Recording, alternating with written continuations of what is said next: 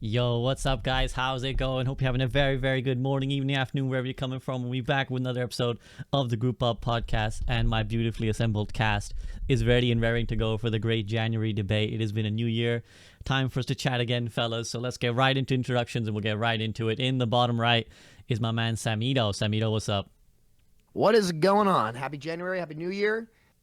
Bengals about to go to the chip. It's been a good couple weeks, you know. Good big Flats, games. that win in Buffalo was for you. Yeah, That was win in Buffalo was for you. that was a very sweet game. Just hey, that's a big game you got coming up this week. So I know, just I'm excited. Respect to the Chiefs Kingdom, but it'll be a fun one. Me and Avril just nodding along, pretending like we know what they're talking Yep. about. In the bottom left, American With- sports ball. Yep. Sure, Yep. yes. Thumbs up. Gaming, Thumbs real up. gaming. With a beautiful background, I might add, Avril. How you doing? Yeah, thanks for the supply. Like I say, I do take submissions. Yeah, I do take requests, like the local DJ. Let me know what you want. Only bangers from Uh, Avril. It's been kind of boring for me. I'm just kind of waiting for the season to start, whenever that is. We got some World Cup news that came through recently, which was kind of cool. So I wonder who's been Yes. applying for all the committee stuff. That'll be really interesting once it comes through. Yeah, actually, that's something I actually completely forgot, that those applications are now open. So if you're listening and you want to apply for your World Cup, go, go, go. Let's see. Are you going to apply to anything, Avril? I'm gonna try and cast it, so I don't think I can. Well, Oh, if I you can't apply, partic- I you can't do can't both. participate. So Oh. I'm not gonna apply. No, I'm gonna do the same thing I did in 2019, which is not apply on the basis that I'm probably gonna cast it, but then not get to cast it and then lose out on both. So hopefully that happens again. That's be what I'm sad planning on everywhere. happening again. I feel like this is a slight tangent, but I feel like you should be allowed to cast it and still be biased as heck. Just be representing and still be casting. We had the infamous Monte Cristo. yeah, I was gonna say, isn't tear that what off- Monty did for like years? tear off the South Korea jersey underneath? All that Yeah. stuff. Iconic. Okay. Anyways, Iconic. in the Heel top turn. left, we'll get to that at some point. But in the top left is my man Flats. Flats, what up? Hello. A polite wave. Okay. Let's get right to it, guys. So today we're going to talk about all kinds of stuff. We got a new patch. We've had some dev communication, and of course we have the Overwatch World Cup stuff. But first, I want to get right into some big picture stuff. Usually we go into the nitty gritty of balance and stuff, but I want to go big picture, which is that, fellas, Overwatch is no longer in China, and that's a big fucking deal. So for those of you who are not familiar with this, basically for any game to operate in China, they have to go through intermediaries, local intermediaries. Overwatch had a deal with NetEase, and that has now ceased and desist. So that no longer exists, means anyone in China can no longer play Blizzard games. So World of Warcraft, Diablo, and notably Overwatch, a huge market now, cannot play them anymore. And to top it all off, we've had some Overwatch League teams. Of course, we have 3 Chinese Overwatch League teams who are all not very happy. 4 actually. Four. Sorry, 4. Yes, 4. So I'm gonna talk to Avril about that aspect of it. But first I want to talk to my resident market expert, Samito. Sam, China down as an entire market. How is this looking for Overwatch? I mean, the thing is with Activision Blizzard right now is that with this acquisition being continuously not delayed, but with all the suits coming in, the company's in a really big state of limbo right now. So it's sad to see, but it's not surprising in that they're just in a really tough spot, especially when they're trying to be bought. And usually, I'm not going to say things like that go faster, but it's just unfortunate timing. I don't think this would be happening if the company wasn't up for sale, because I think there'd be a lot more stability. Let's be real. I think it's been pretty openly discussed on social media, the instability inside Activision even before the suit came out, really, in 2021. But obviously, it's a huge deal. China's a massive, massive market, and I believe, Avril, you can correct me if I'm wrong, based on a lot of the reports that we heard from Overwatch League, that was the biggest market, correct, in terms of viewership? Am I wrong yeah. on that? For Yeah, so, viewership, 100%. Yeah. So I mean, look, it's a big deal. This isn't the first time, though. Obviously, this is unique to Activision Blizzard in that their servers got shut down, they failed to negotiate. But if you look at games and what's happening in the industry, like a 10-cent stock or a lot of other things out there, the Chinese government has said some weird stuff in the past that have made people a bit flaky. There was one time, do you remember when they were talking about limiting literal screen time hours at night you never really know what's going to go on over there. But this one, I think, I'm not entirely sure if it's even on Activision, or maybe NetEase was like, no. And with the company kind of in the spot it's in right now, it couldn't really get the answer off. So I feel bad about the situation. It's definitely a very big deal. And it really sucks for the game devs who are out there like doing their best to make a good game. And this one is completely out of their hands. So it's just very tragic. But, you know, I think major limbo at Activision right now. Yeah, I mean, this is one of those which isn't, you know, blame Blizzard, blame Overwatch. Well, you can blame Blizzard, but not the Overwatch team, certainly. You could blame some hierarchy of Blizzard, but not the Overwatch. Like, this is completely out of the hands of Overwatch. And again, before we get to AVRL, because I really do want to deep dive with AVRL, I want to hear Flats' thoughts. Flats, I mean, the reports have been kind of conflicted, you know, both sides blaming each other. NetEase blaming Blizzard, Blizzard saying NetEase were being unreasonable, and some talks that there has been talks with another partner, but like, how damaging could this be? Like, is it short term, long term? Like, what do you think is going to happen? I don't like. I'm actually really surprised how little people talked about it, because if you read some of the stuff that NetEase put out, that was the most like, that is like actively hostile. It's not like, oh, we couldn't come to an agreement. It was like they were like, fuck you, like, don't come near us again, fuck you. And I don't know, like, I honestly didn't look too deep into the topic, like, beyond I think Blizzard was looking at a different company in China to work with, but they had released like a WoW clone, and so they were like, nope, like, we don't want to work with them now. And then they tried to go back, and NetEase was like, nah, fuck you, like, you don't get to come back here now. So to be honest with you, I don't have the greatest knowledge in like what exactly has gone down. But it's hard not to like kind of speculate from the outside. Is like, you see, shutting down all of China is a massive deal. It's the biggest viewership for Overwatch League there. Overwatch League was massive. Like, that was, I remember, like, most people when they talked about Overwatch League is like, you know, they would talk about like NA viewership. They'd be like, oh, viewership on Overwatch League is terrible. It's like, yeah, but what you don't realize is over in China, it's actually huge. It's just stuff that we don't really end up seeing. So I wonder how deep this goes, because you can't help but think, you know, like, you see the lawsuit that the Overwatch League teams are filing versus Activision Blizzard. If you can't even play Overwatch in China, how are you supposed to have teams there? Are they going to have to relocate? Are they going to leave? If they did leave, like, you know, are there other teams that want out and they're like, they can't get out, but like now another team got out? Like, does that trigger something where it's like, if another team's allowed to leave, can they leave too? I don't know. There's a lot of things I think you can kind of speculate, but that's all it is. It's just speculation. It's fun to speculate sometimes, though, to be honest. But I am interested to hear what AVRL has to say, because definitely know way more about this than I do. Yeah, AVRL, take us away. What the hell's going on? I think there's like, it's obviously a complicated situation, and it's really easy to blame Blizzard, because that's, I think NetEase, obviously, Flights, you've said NetEase have, you know, they've come out and said some stuff. There's been some stuff said the other way. It's hard to verify like exactly what is accurate, because, you know, no one here, no one publicly has been in those conversations, but like, both sides have clearly made some accusations against the other side. There was some rumor about like NetEase wanting IP, but then they've denied that. I don't know. It's very clearly done. There's like photos of I gotta make sure I say this right. It's like I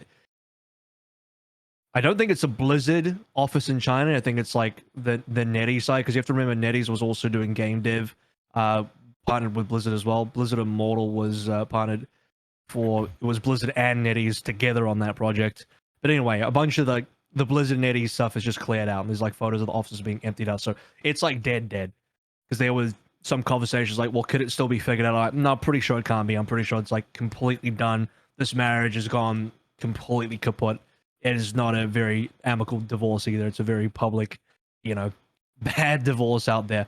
Sam brought up a great point about the fact that the Microsoft merger is still on the horizon, and the real awkward thing with that is, I'm pretty sure Microsoft is in bed with Tencent, which is a competitor to NetEase.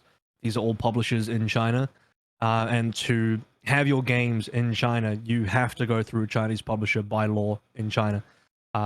So there's speculation that, like, well, I mean, you can kind of put two and two together as like, well, it makes more sense that if Blizzard and Microsoft have this kind of acquisition happen, and Microsoft's already with Tencent, that should be the partner, that should be the publishing partner that Blizzard ended up going with down the line. Who really knows? But yeah, we're going to end up seeing some damage, unfortunately, because of all of this. Because even if Blizzard had a new publishing deal right now, with either Tencent, Perfect World, or somebody else that's not NetEase, it would still take several months, many months, maybe up to a year, to be able to get all the games relicensed. And I don't know, because I'm no law expert. I don't know like what in terms of relicense, because it's not like they're not doing new games, you're relicensing the same games. I don't know if that's like an easier deal than to come through with a new game, because the difference is Riot just came out with Valorant in China, and Valorant's already been out for like a few years, but it only really got published in China recently, in some crazy coincidence with the fact that NetEase and Blizzard are kind of falling apart. So all the Blizzard games are exiting China, and then it just so happens at the same time Valorant's just been approved in China. So it's like it's very easy, swift a change up where if you a player in China, you're like, well, Overwatch is gone, Valorant's a new game, I might as well just go there. It's almost like the worst timing possible. But even if that didn't happen, and we wait however many months for Overwatch to come back and all the other Blizzard games coming back, you've lost a bunch of the audience anyway. I think there's just sadly a reason why a bad will being brought up through the whole thing. Nobody in China is happy about it, and I think it's going to take some time to repair that. I think the games will come back. This is not a permanent thing. It's a huge market, so Blizzard are going to want to get that market back ASAP. They don't want to leave this hanging out in the open for too long, or as long as they can help. So it'll get there eventually, but I just worry about how much damage will be done in the meantime. And just quickly about the Overwatch League stuff as well. I mean, the season's still going ahead. There's still going to be 20 teams, so no one's pulled out. All the teams are still there. And the Chinese teams are going to have to figure out how they're going to field the rosters, and what that means logistically. The easiest answer, I don't know that this is absolute what's happening, but this makes the most sense to me. I wouldn't be surprised if this is what ends up happening, is the Chinese teams either just field Korean teams, which means, and most of them had Korean players anyway, so they just field full Korean teams and all their players are in Korea anyway, or they had to send their Chinese players over to Korea to play from there, and obviously playing on the Korean clients instead of the Chinese clients, which no longer exists. So that would be the answer there.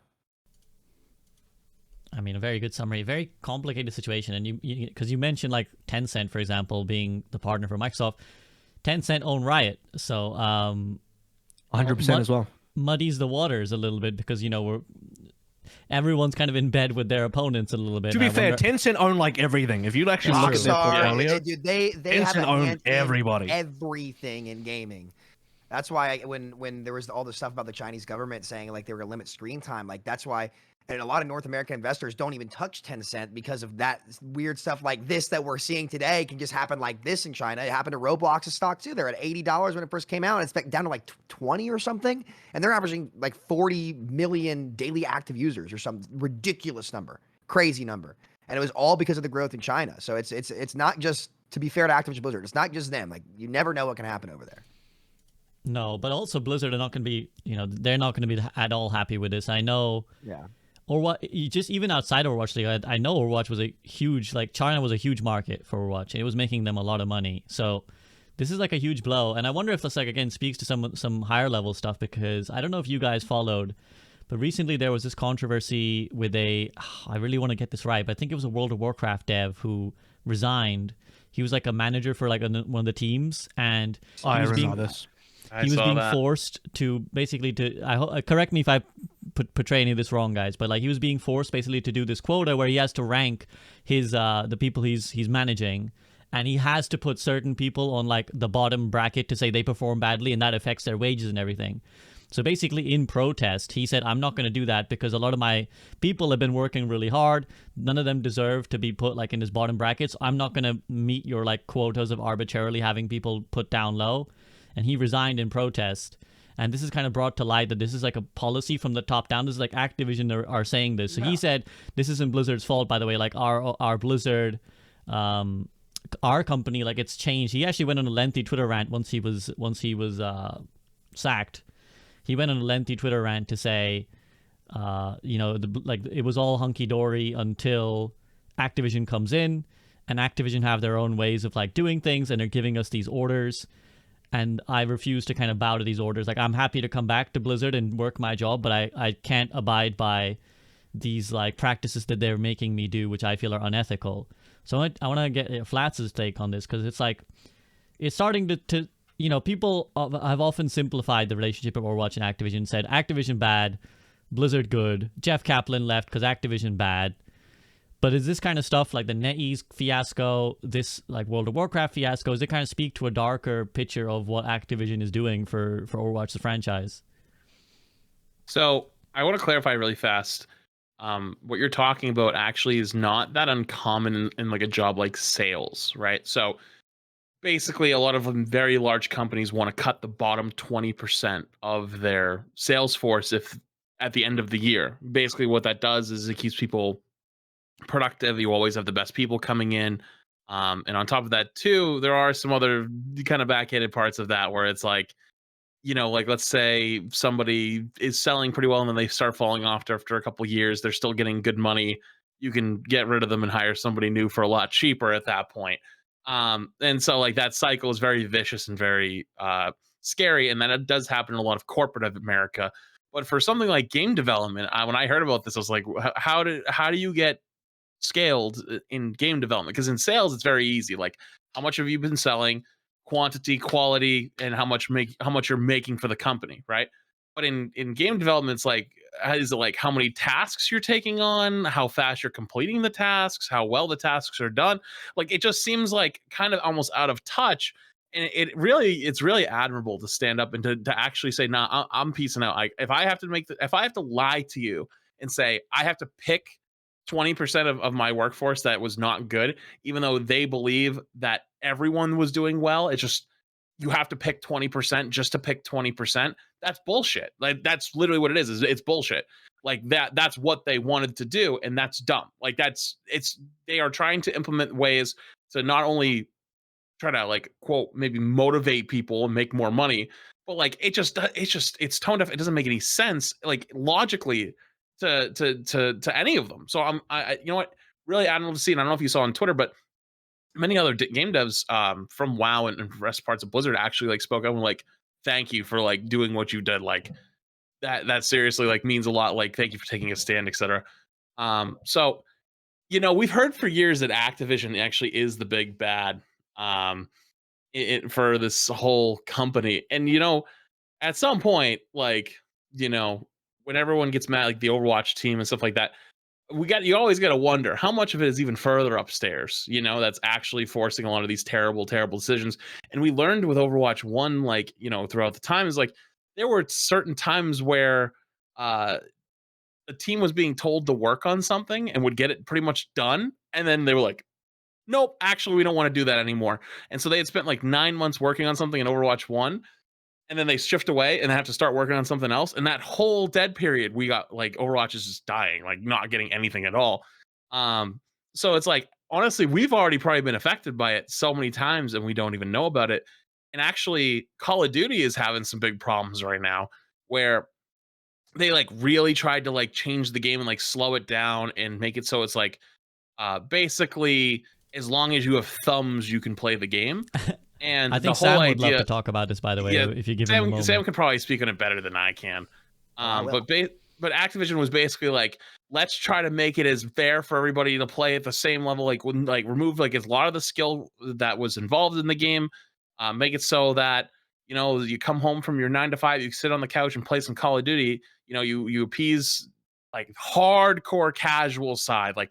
I'm not talking Overwatch casual. I'm talking like you run that way down the field, like as far as you can go, and try to farm it for more money because more players, more money, cha-ching, cha-ching. And it's like they've just lost like a lot of their player base. Like they just died off. Like they've lost like 60% over the holidays or something. It was crazy. And so they're scrambling to go back to Overwatch, Warzone 1 kind of mechanics and like try to like pick up the game pace again and add all these old features. And it's just like, I feel like even the Call of Duty devs probably are very similar, like it's similar to like even Overwatch at that point. It's like they probably had a good idea of what they wanted to do, But big Activision over the top is like, no, we must make more money. We will make it as casual as possible, make everybody have, the basic mechanics. And it's like, how many more times this has probably happened in the past and we have no clue it's even happened? I don't know. It's something to think about. But you made a good point about like Jeff leaving and whatnot. There's probably limitless things where we could have had something good and it's been stolen from us from the top level Activision side. So I don't know. We'll never know though. That's all speculation, But it still is really sad. I would say that we do know, actually. And here's the things I'd point to. One, the lawsuit, right? I think like that goes up to the top of the chain.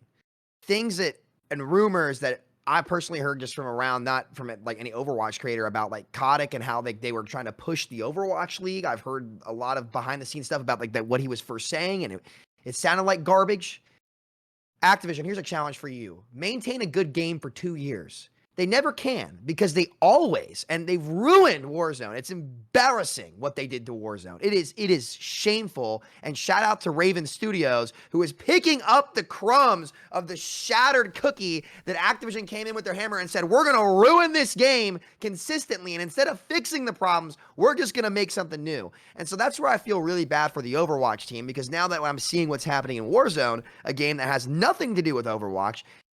Granted, I think that the Overwatch team did have some of the accountability in terms of what went wrong with Overwatch initially, but I don't think Overwatch 2 was Jeff.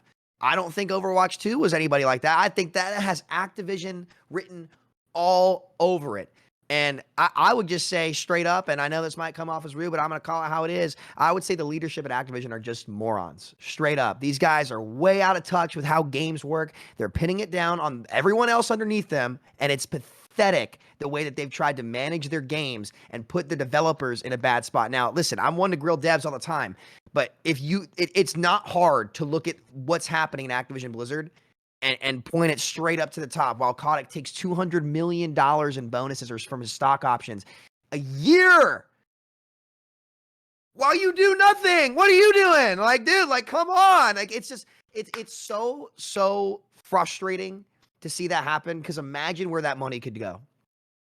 Imagine if you put a quarter of that into your IPs. Pathetic. What do you expect? This is the culture that's kind of just been built over there, and it's not at all towards any of the game devs, like the Overwatch team or even the Warzone team or the Raven team, who actually their QA team, I don't know if y'all saw this story last year, their QA team was promised raises, and then they all got fired, and then Warzone was ass for a hot minute, and they were like, Activision was like, oh, wait a minute, like what's going on here? And they got back, and they got their guarantees and stuff. It was a big deal in the Warzone community. So can you quickly summarize, Sam, for me? What is the controversy? Like, what did they do to Warzone? Like, for someone like me who's not followed, what's been the why are people mad? They took the value out of everything. Snipers can't one shot, right? The movement is gutted. So there's no skill curve to moving. You used to be able to move while plating, right? So I could take a duel and like sprint away like while plating and have like a good movement speed. So like if you have great map knowledge, like you can move around. Then they made it so you literally can't sprint while plating. So you're moving like like OG Roadhog almost, like super, super slow. Basically, there's just no skill curve. They crunched the skill floor and the skill ceiling of the game, which is exactly what happened in Overwatch 1. The objective and the best way to play the game is super, super campy. And the looting system is doo-doo. They took a game where they made a unique BR in the Call of Duty theme that was very fast-paced, but you could play slow if you wanted to. There were a ton of different play styles. You'd loot, get your loadout, go. And then it was go, go, go, go, go, if that's what you wanted to do. But you could also camp and snipe. In this game, there's no loadouts, right, that you can actually afford and get consistently. You have to buy individual guns so you don't get your perks. They removed the big movement mechanic, which was like slide canceling, which I'm sure you've seen the meme of like the Warzone players like sliding and then tack sprinting and like raise the skill ceiling of the game a ton. The snipers are bad. You can't use them, but they added a backpack system that was just like PUBG that let you carry a ton of stuff, but each ammo category now takes up a slot in the backpack. It's a giant clutter. It's a mess. Raven is already backtracking all that, dropping the loadout prices down low. And it's when I tell you they fumbled at every single level of the game, aside from the map, which was good. The new map was actually great. Al Mazrah is a beautiful map, a lot of different play styles, great locations. I love it. It's just boring. It was so boring that me and my buddies have gone back to playing Caldera, the worst map I've ever played in my life, that single-handedly dropped their user base by 30 million players year over year. And instead of just fixing that and going back to the OG map that we all liked, oh no, let's make a whole new game. Why? Just stop. If it makes me so mad because I'm going to quote the old CEO of Walmart when they asked him what is brilliant. He's Arkansas guy, right? Those guys, Arkansas, for the you don't know SBB, it's an AVRL. It's a southern state. A lot of the people down there, like, they're no bullshit kind of guys. They're just like, they're right to the point. And that's what kind of a lot of those folk out there, it's very funny. But they asked him what he was so brilliant at, about how he was able to build this empire that is Walmart now, and like how his shipping process worked. And his response was brilliant. He says, lady, I'm trying to get that box over there as fast as I can. That's my Arkansas accent. It's not very good, but that's all he's doing. He's just trying to get it from there to there. If it's good, it's good. Keep it. Do it. If it's bad, it's bad. Get rid of it. But no, it's always got to be something new so we can sell. And they've destroyed all of their game's integrity, and that's why they can't maintain a title for more than 2 years, because they always force change when it doesn't have to happen. It's the dumbest thing I've ever seen, and it's really bit them in the ass at every turn, in my opinion. Sorry, I just had to go off of it. No, I like it. The strategy for the long time has been like, Call of Duty yearly releases, Guitar Hero every year. That franchise died. So much of the issues is basically public companies in a nutshell. Public companies, you have to make money. It's like, they're legally required to be turning profits and make as much money as possible. That's just how it is. That's the difference between that and a private company. So, it sounds scummy. If you're ruining franchises, then it kind of is. But they're legally required to try and make as much money as possible, so they're incentivized to do these things. And if it's anti-consumerism, then it's just like, well, still lines the pocket. So that's what needs to be done, and that's the sad reality of public companies, I think. Does it have to be like this way, Avril? Because I know a lot of people listening right now would be saying, "I told you guys." Ideally, it doesn't. But then, don't live in a capitalist society is unfortunately the answer to that. Don't have a capitalist society, maybe, is the answer to that. But in a capitalist society, that's just or don't have a public company would be the other one. Because a private company, you can just do what you want. Because a lot of people would look at this and say, like, this is what they. Because, I think all of us were like, free to play has to be the way to go for Overwatch. But a lot of people would have said, no, don't go free to play, because this is exactly what comes with the territory. Like, this is the kind of scummy Only practices. If you do it poorly. You can do free to play well. Do it well. So you don't think this has to, like, there's plenty of good free to play games out there. I don't think free to play is the big evil. I think if you do it poorly, then it's bad. The same with like game companies being public too. It's like they because the problem is, and this is just their mentality. It's like, well, we have to, because think about what blew Activision up, fellas. What really was, like, in the early 2000s on, what was the title that blew it up and blew gaming wide open? It was Call of Duty. Call of Duty, yeah. And what did Call of Duty do every year? A new game every year, right? And they could sell it for $60. And I don't think that the old generation, especially of investors, these guys that don't really understand gaming, the people who be applying the pressure, even on the boards, right? Like, if you look at the boards of these, it's so slimy how people are selected for the board. It would piss you guys off. So it's rat behavior. That's all I'm going to say. But, it just is not healthy for gaming, in my opinion. And I think that, ironically enough, we talk about the Microsoft acquisition all the time, and the big gatekeep that, like, companies like Sony are trying to push for because they'll lose the game war, they'll lose the industry, is that, it's going to be a monopoly and that Activision Blizzard's going to own too much. But ironically enough, what could prove that wrong is the exact same path the company is going down right now. And this is not at fault of the game devs whatsoever, because I'm sure the game devs don't want to do this, right? It's they might be forcing it so much that it blows open the window for indie dev studios to come in and make games like Among Us that did really well. I've been seeing tons of Among Us VR clips of these guys going around chasing kids around, screaming and freaking them out. It's priceless. You guys got to look them up. Priceless clips. But, I wonder if that's going to allow these mistakes are going to allow the industry to be blown wide open. But you just never really know. And it's just so sad to see good titles get it's like forcibly changing the rules of basketball or football every year to make a new game to sell tickets to an NFL stadium or an NBA stadium. It's so stupid, but they just don't realize it yet because they don't understand games. And that's what it is. They're there to bring the But here's the thing is, like, the sad reality is that and this is why the board will continue to keep Bobby Kotick on, as CEO until whatever happens with the merger, is because when you look at the stock price of ABK, it's only gone up under his reign. So when you have the dudes in suits who, I mean, they're definitely not gamers. There's no mistake about that. They're not here to play games. They, frankly, I'd be surprised if they really cared about games at all. They probably just stare at a spreadsheet, and that's really it. And if the number goes up and it's green, good. If it's down and it's red, that's bad. And all they need is for the number to go green, and that's it. And unfortunately, because twofold, I mean, depending on which way you look at it, I was going to say, like, on some level, as a consumer, you can just vote with your wallet, but so many people pay for it anyway. It feels like a losing battle. So, despite it being bad, for some reason, everyone's still paying for it. It still makes a ton of money. So, at the very highest level, when you look at the spreadsheet and it's all in green and the numbers are only going up, that only incentivizes to continue doing that. So, I would say that, I don't want to go too deep into just talking about cultural economics. phenomenon and yeah, basically socioeconomics and the shift of culture of it. I think the one caveat to that is that it often these things tend to go in growth, but at sort of it's like constant priority of short-term growth over long-term sustainability until it implodes. Yeah. And then usually it implodes pretty hard and it kind of just goes like up. The guy who's done it leaves before it's time, which maybe Bobby Kotick will think he's doing now with the Microsoft thing, and then bang, it just like collapses off of a cliff. Yeah, you quickly sell it, right? And then you sell it exit before that moment, you get your billions of dollars and you're good.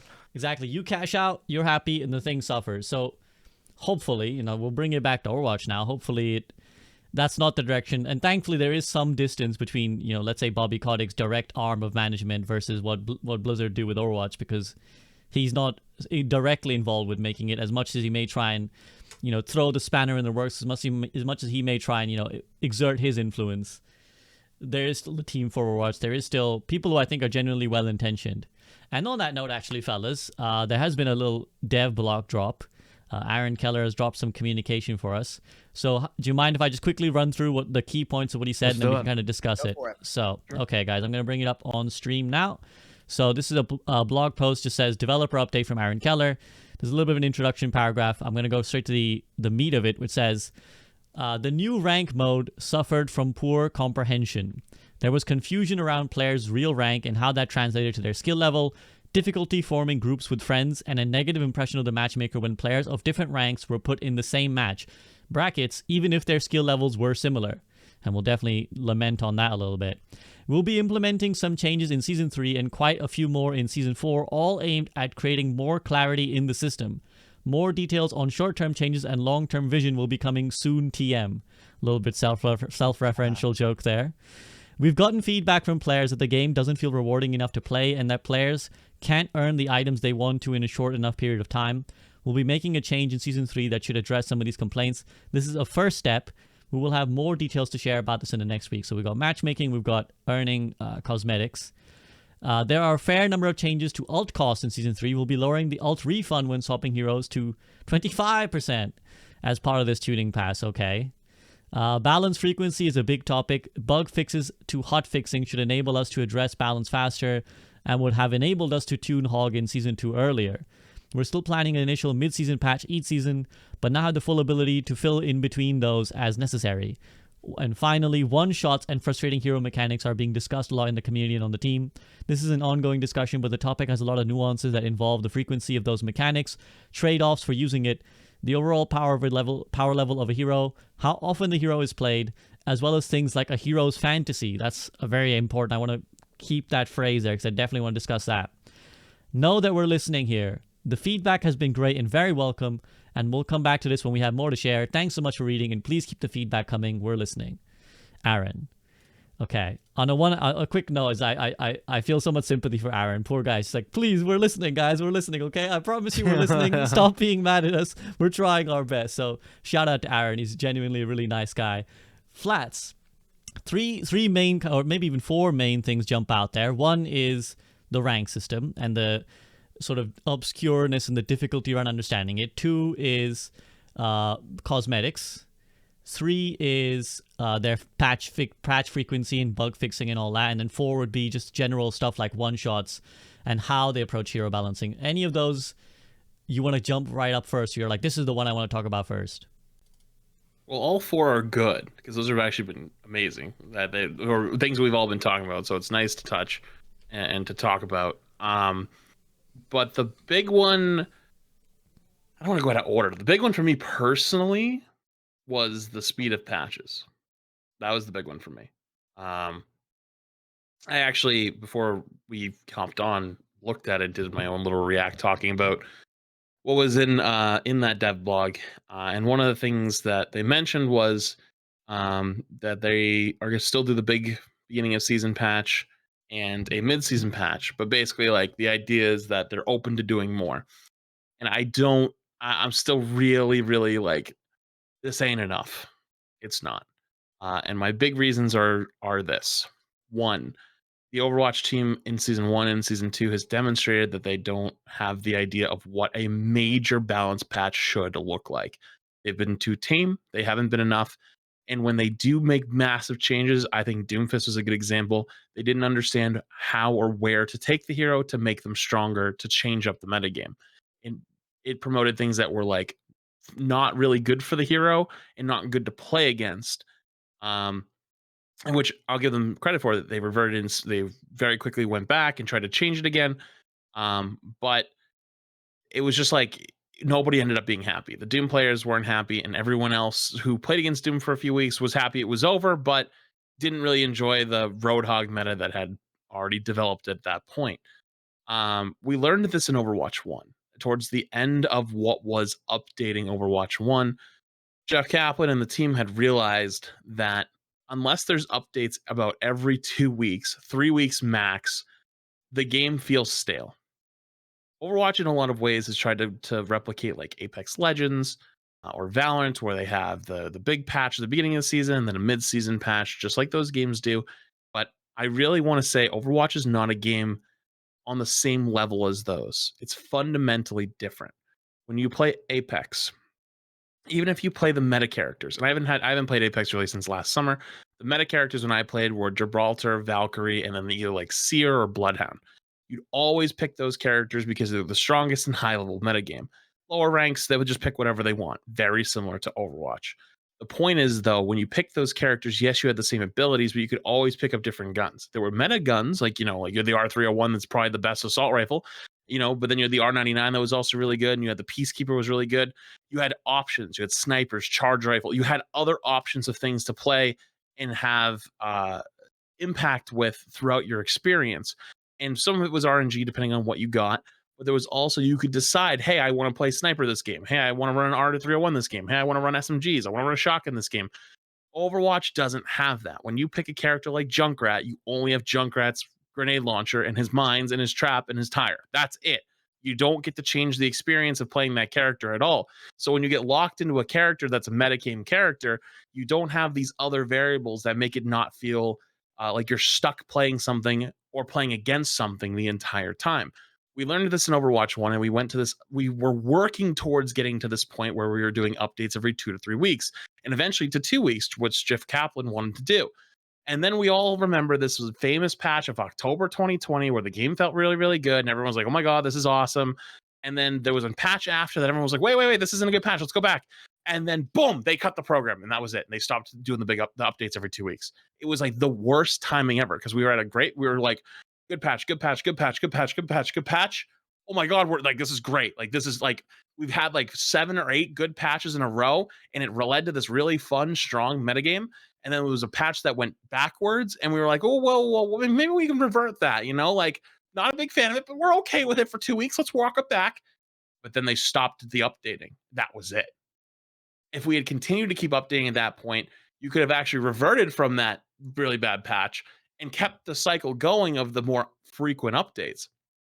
But that's the key, though, is the frequent updates.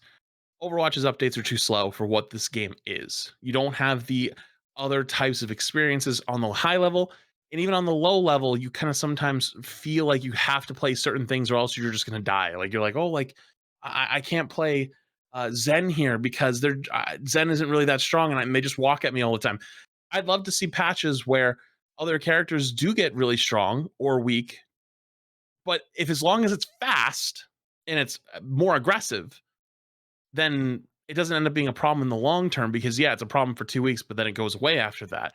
What we have is the opposite effect where we're too scared to make big changes or to change a character's identity. For example, Sojourn. I believe the identity of Sojourn is her railgun. The team's perspective is the one shot. I don't think that the one shot should be an identity of the character. I think the railgun is the identity of the character. They disagree. But the point is, though, is all the changes that they've been making to Sojourn, which, by the way, I haven't played a whole lot of ranked recently. Sojourn is absolutely still the best DPS in the game. We all called it, but I would say that they definitely made an impact. Like it's not the same. Like yes, she gets railgun pretty quickly, but it's a lot of farming off of tanks, and it's like the damage numbers have come down. The one shot's still frustrating, and like that's the part that needs to be dealt with. But like all the other patch notes, I felt were pretty good. Like the Orisa one, everyone said Orisa is going to still be meta. I actually think Orisa's going to. I think like Ramattra is going to be meta, but like the hog changes were good. Even the Kiriko changes were nice. Like these are good changes, but they're taking so long to get there.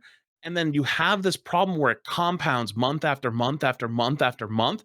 And if Sojourn hadn't been a problem since October 4th, people I think would be happy with this patch because every other part of the patch, I personally think was really, really good. But the problem is, though, is we've had this one character who's been dominating for a while, and there's a refusal to get rid of that one integral part of her kit. So they're trying everything else. And because everything else keeps getting tried, it's not working, and it's taking so long to get there, it's just building frustrations throughout the community that all of these other changes, which I believe were really good, get overshadowed a ton. And so Overwatch, I think, has this problem with Sojourn specifically. We can leave off to the side, but if there was a better pacing, because they've already shown that they don't make the really like massive changes to completely change the metagame, even if they were going to keep the same type of changes they have now, which are like a little bit smaller, if they were faster paced, I think people would be a lot happier. But granted, though, I still do think they just need to be more aggressive with the big season patch. Like the new season patches need to be much more aggressive. I was extremely disappointed with the original season 2 patch. I thought it was very disappointing. And then Doomfist was giga buffed, but like not in the ways that made him healthy. So then that got reverted, but then all the giga buffs were gone at that point. Like Doomfist was the only one that got like launched into the stratosphere. Everybody else was kind of like tracer damage from 5.5 to 6. Like I don't know if I call that like a massive buff, you know, like, yeah, it was strong, but you know what I mean? Like, I don't know. I think that speed probably fixes a lot of their big problems. But overall is, if they do decide to go down that route of picking up the speed of patches, I think people would probably appreciate what was in the rest of those patch notes a lot more. So there's a couple of things I want to kind of highlight there, and I was amused by Sam's face when you brought up the October patch. Sam was just there like this, just there like his face kind of told the story of how he felt. So I want to let Sam go off in a little bit. Also curious about AVRL's thoughts because I saw him nodding when we was talking about the identity of Sojourn in the one shot, and that's why, you know, when we read the developer post, I wanted to flag up that idea of the hero's fantasy. I think that's a very interesting point that the developers themselves are acknowledging, that that's like something that's important to them, right? What the fantasy of the hero is like actually part Can you of. define that? Because I'm confused real quick. I think what it means is like, well, Define why do you what? pick Genji? It's like, oh, you pick Genji for the fantasy of like, I get to be this guy who like throws shuriken, wall climbs, and dragon blades. So like, we don't want to take away why someone would project themselves onto the hero. That's what I thought, anyways. I thought it was more like, for at least for changes, like for the character. Like, remember when Ryan got steadfast? Remember everyone was like, Ryan gets booped around by, you know, small mace, and it's like you're supposed to have this 8-foot-ton man with armor, and he gets booped away by everything. So they added steadfast. That kind of stayed within like the fantasy of what the character I think is supposed to be when they make those changes. That's at least how I thought of it. But it's like, I guess almost like what would make sense for those characters in like a really, really open way. It's like the theme identity of the character that defines why someone would want to play that character. Is the best way I could describe it. Hello guys, SCB here. Just want to quickly interrupt this episode of the Group Up Podcast to say that if you've been enjoying this content, then please do consider supporting me directly via Patreon. It really does help since Patreon only takes about 10% of your money, where YouTube and Twitch take 40 and 50% respectively. So it supports me and allows me to keep making videos no matter how many views they do or don't get. Also, if you are really enjoying this discussion, then why not consider watching some of my other content? First and foremost, my Twitch stream where this podcast is hosted live, and I stream 5 days a week doing a bunch of other things as well. If you're not much of a Twitch viewer, then you can check out the SVB side channel, where all the best bits from the stream go straight to YouTube in highlight format, including VOD reviews, gameplay, and streamer formats such as the Fantasy Overwatch or Rank Gauntlet that you may have seen other streamers participate in. And finally, if you're sick of Overwatch, then you could check out my other channel, The Soak, which is where I do movie and TV breakdowns. And I've done videos on things like Avatar The Last Airbender, Pixar's Up, and anime like Haikyuu. So if any of that sounds up your street, then all the links are in the description. But now, back to the discussion. And there's I want to get one quick little snide little thingy in while I can, and then I want to pass it over to the others, which is that I like the point you made about Apex Flats, and basically what to summarize it would be like there isn't necessarily enough variance in Overwatch match to match, right? Like Apex, you get variance just based off like, well, I can't always drop where I want to, and I can't always get, even if I know the meta guns, I can't always get them. Like it's not always possible to get them. Whereas Overwatch, I think, at least when things are overtuned, or perhaps just slightly overtuned, that variance goes away. Like, the maps are supposed to provide the variance in Overwatch. You know, in like a MOBA, the items provide the variance, right? And like, the nature of, like, if I happen to get a few kills, I got more money, therefore I was able to get more items and more levels. So now I'm a stronger version of this hero than maybe would be normal, or a weaker version. Overwatch, again, you know, you're kind of running the same hero all the time, so the maps are supposed to tell you the variety, but if stuff is overtuned, people just run the same stuff on every map all the time.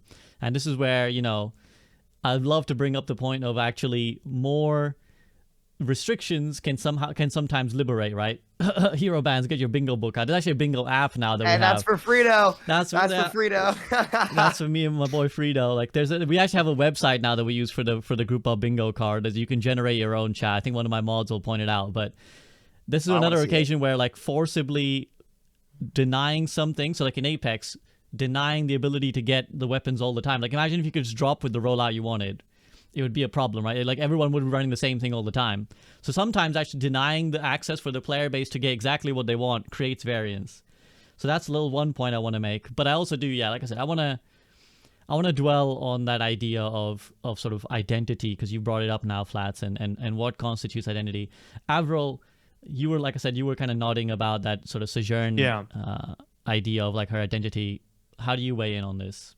Well, I suggested for the longest time. I don't even remember when I first said it. I swear I must have said this probably privately. So I guess it's you were on this podcast and you talked about this. You saying something, yeah.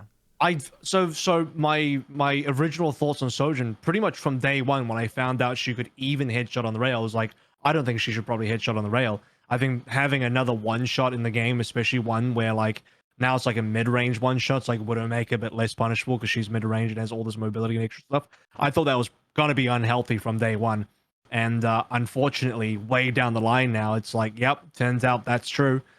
I don't know if, Flats, you were kind of speculating that they were hesitant on removing the one shot because they felt that was the fantasy, but like, I mean, that just is bizarre to me. I mean, it's not bizarre because I can totally see that being the justification, but it's clearly one of the major design downsides of it. It's like, it's one of those things that sounds cool on paper and then upon execution just makes the game worse. As well as a couple other things. And SVB, you mentioned in terms of League of Legends analogy, I actually think it's the other way around, where it's not the items, because you actually mostly, depending on your role, you're mostly building the same items. It's still the fact there's like 140 champions or however many. It's just so many in there. You're playing the same map all the time, but you're probably going to end up at different matchups. You're going to have a different variety of what's available. I mean, there is meta, but depending on what the level you play at, that changes as well. There's 10 bans and 10 picks in the drafting per game as well. And you could see that variety in Overwatch with where the heroes are. And I think the idea originally was that, okay, well, if you can just swap all the time, surely you'd see like a reasonable variety in your Overwatch games because there'd be a multitude of different heroes. But then you get to the discussion of like, well, we've gone in the opposite direction of what the devs wrote down on paper originally for Overwatch 2, which is they said they wanted there to be less counterpicking, but now, would you guys agree there's probably more counterpicking than before? It feels probably, more egregious, especially with the I would say specifically in tank. definitely in tank, because there's only one of them, and that's compounded by the alt retention, which is, if you read the dev blog that just came out, it's gone from 30 to 25, but really it should be 0. Like it's only going down by 5%. Like, oh, that's just not enough. Like, and it needs to seriously just go away entirely, because that just doesn't punish. It basically, what I'm trying to get to is there is probably like a reasonably old quote from you now, SVB, that I still stand by, that I just agree wholeheartedly with, which is that the game should probably allow for one tricking to be a little bit more successful, which sounds counterintuitive to like, well, hang on, you're saying you want the game to be a little bit more varied. How does that work if it's enabling one tricking? Well, the idea is you'd have a lot of different one tricks playing your games, and it's because there's a lot more heroes that would be viable because there's less counters involved in the game and more things you could just actively play and not be throwing. You'd probably see more variety in your games because less people are incentivized or feel like they're forced to play a quote-unquote meta where you are having to be forced to play Sojourn every game or forced to play X or Y hero every game because that's what's good in the meta. If there's not as many things that are just like overwhelmingly good in the meta, then the idea is you'd see more variety. So I think that those are important things to see a healthier game, as well as, I don't know, maybe you do explore the potential of bans. I mean, that could probably be in there as well. I mean, I'm gonna try not to rant about 30-25. Like I read that first sentence that was like, we're gonna look at the alt charts. No, rant. You should. I think you should. Go first. Go first. Well, look, I'm trying to have a more healthy approach. Okay, I'm trying to save my mental health here. I'm trying not to be. I kind of made a video about this. Well, just make it simple then. It's not enough. It's a joke. It's a joke. No, it's not gonna do anything. It's a joke. To be like, we hear you, because I sympathize with like I said earlier, like I sympathize with Aaron to be like, listen, guys, we're listening. But what the fuck are you listening to if you're like 30-25, guys? We got you. What is that? Oh, it's like a guy being outside of like a food shelter being like, I'm hungry, man. He's like, here's a breadcrumb. Here's a breadcrumb, my G. Go nuts. Like, what are you talking? I'm poor. Can you please help me? Here's 25 cents. Go nuts. Like, SVB. Wouldn't it be so much better though, is if they did do the 25, that's okay. But then like 2 weeks from now, then they change it to 20 when they realize it's wrong. But like the problem is though, it's going to be 25 for the next 2 months. That's the problem. Like, if you want to make the small changes, that's fine. But because they're so far apart, we go months, many months with the same small breadcrumb. So, like, you have to be more drastic if you want to do less patches. They must be more drastic. If you don't go drastic, then the breadcrumb doesn't mean shit. It doesn't. So, like, if you want to do small adjustments, I'm okay with that. But it needs to be faster because of how slow it is. It has to be way more drastic. And if you actually say, I hear you, and you're only going to make a patch once a month at that point, it needs to go from 30 to 0 and just take it out and see what happens, because that's what's drastic. Well, this is like another, I mean, people accuse this of Blizzard all the time, the hubris. They're like, we don't make mistakes. So like we put in a 30% thing. We can't just take it back after one, half a season or whatever, because that would, no, I know they should. I know. But this is their POV where they're like, we can't because it would make us look bad. Because then we'd look like we're people who don't know what we're doing. I'll tell you what, I'll go in a different rant, a slightly different rant, a kind of rant I've been stewing on a little bit. I made a video about this earlier this week. It's called How I Fell in Love with Overwatch Again. And it doesn't seem like the nice lead up to it when I'm ranting and screaming. But the point of the video was, I, like many people in this call, like in the community, have been quite upset a lot recently. Sam, I know, feels this perhaps more than most, where it's like, you look at these decisions that are made over and over and over, and you kind of just scream your brains out. You're like, why? Why do they make this decision? What is the logic, for example, going 30 to 25? How do you justify this? Like, do you not understand the fundamental problem of what you've caused with the alt charts thing? Like, do you not, like, it's kind of like, what are you trying to solve, right? When you make a change, like, what are you trying to solve? When they give Orisa, like, extra fall-off, like, range, and it's like, what is the problem you're trying to solve here that you think you're doing? Like, dropping to 30-25, do you understand that the matchup is very directly rock, paper, scissors, and, like, the 25% is not, like, a quality of life feature that you're giving people, you're just enabling a bad mechanic. And, the way I've learned to make peace with it is I always kind of, like, think, you gotta. My message to everyone, basically, in the Overwatch community who's angry, is like, we really have to separate the games. Like Overwatch 1 and Overwatch 2, we really have to separate them, as like the death of Overwatch 1 has to be seen as final. Because we've talked about this in like the monetization terms, where we've said, look, you guys who were like, I bought Overwatch 1, why don't I get all the heroes and all the cosmetics? Well, Overwatch 1 is dead, my guy. I'm sorry. Like, it's not great to hear, but it's gone. Like, that money you paid was gone. Any investment you feel like you surely got on the investment side, you got your good money's worth. Whatever you paid for, you got your money's worth for Overwatch 1. Overwatch 2 is this new free-to-play experience. It's fun for the whole family, right? And that's the world we live in now. In the live service model, which we all ask for, so I'm not saying I don't want it, but in the live service model, we must appeal to as many people as possible. We must get, again, the kids to the grandmas all involved playing Overwatch, and it's all about the release cycle. It's all about what's the new shit coming out. I play it for 2 weeks, I'm bored, I move on. And ultimately, it's not a popular thing to say, but that is the primary consumer. That is the target audience. We are not the target audience. So when you're like, yelling about comp changes, myself included, I say you is not any of you guys, you in the general you. We're not the target. We're not the target consumer, right? We're not the target consumer, and it's like and this is where I think, because some people have been like, why can't it be both a casual and a competitive game?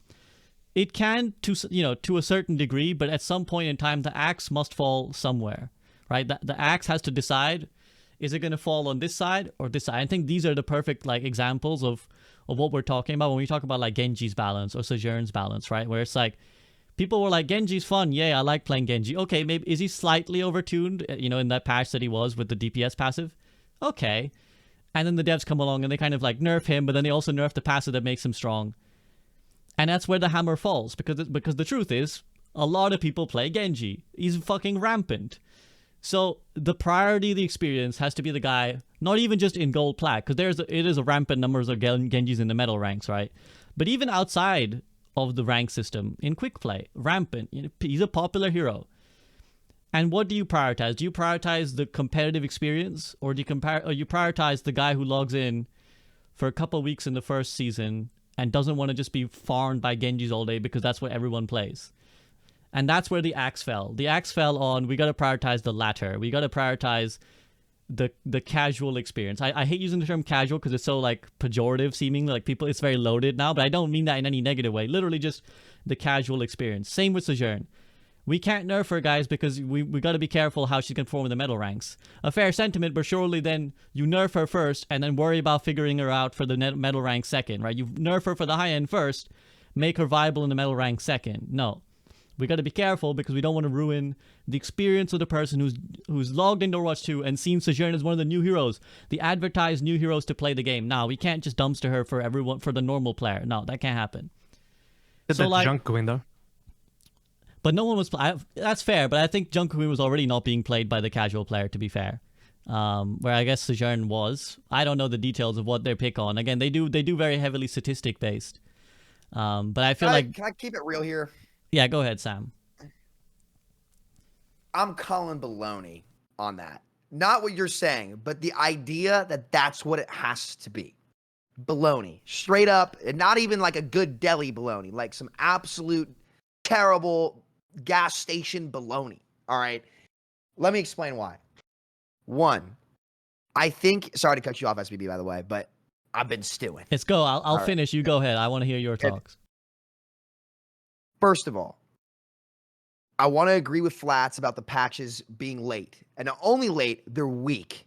They're just straight up weak, ineffective, targets the complete wrong thing. And now we are months behind because they accidentally buffed Sojourn, because it's the cold, hard truth. They lack a fundamental understanding of why things work the way they do. In the same way where they thought the identity of Sojourn was the one-shot, it very clearly is the combo with the railgun. In the same way that it's just hit scan Junkrat. Really, it is. It's hit scan Junkrat, where she can combo the damage super, super well. Everything that they have tried to target, especially like the high-level meta, generally has not been effective at all. And that doesn't really affect the low-level play, because I'm sorry, like it's just beyond me that we consistently create our own problems.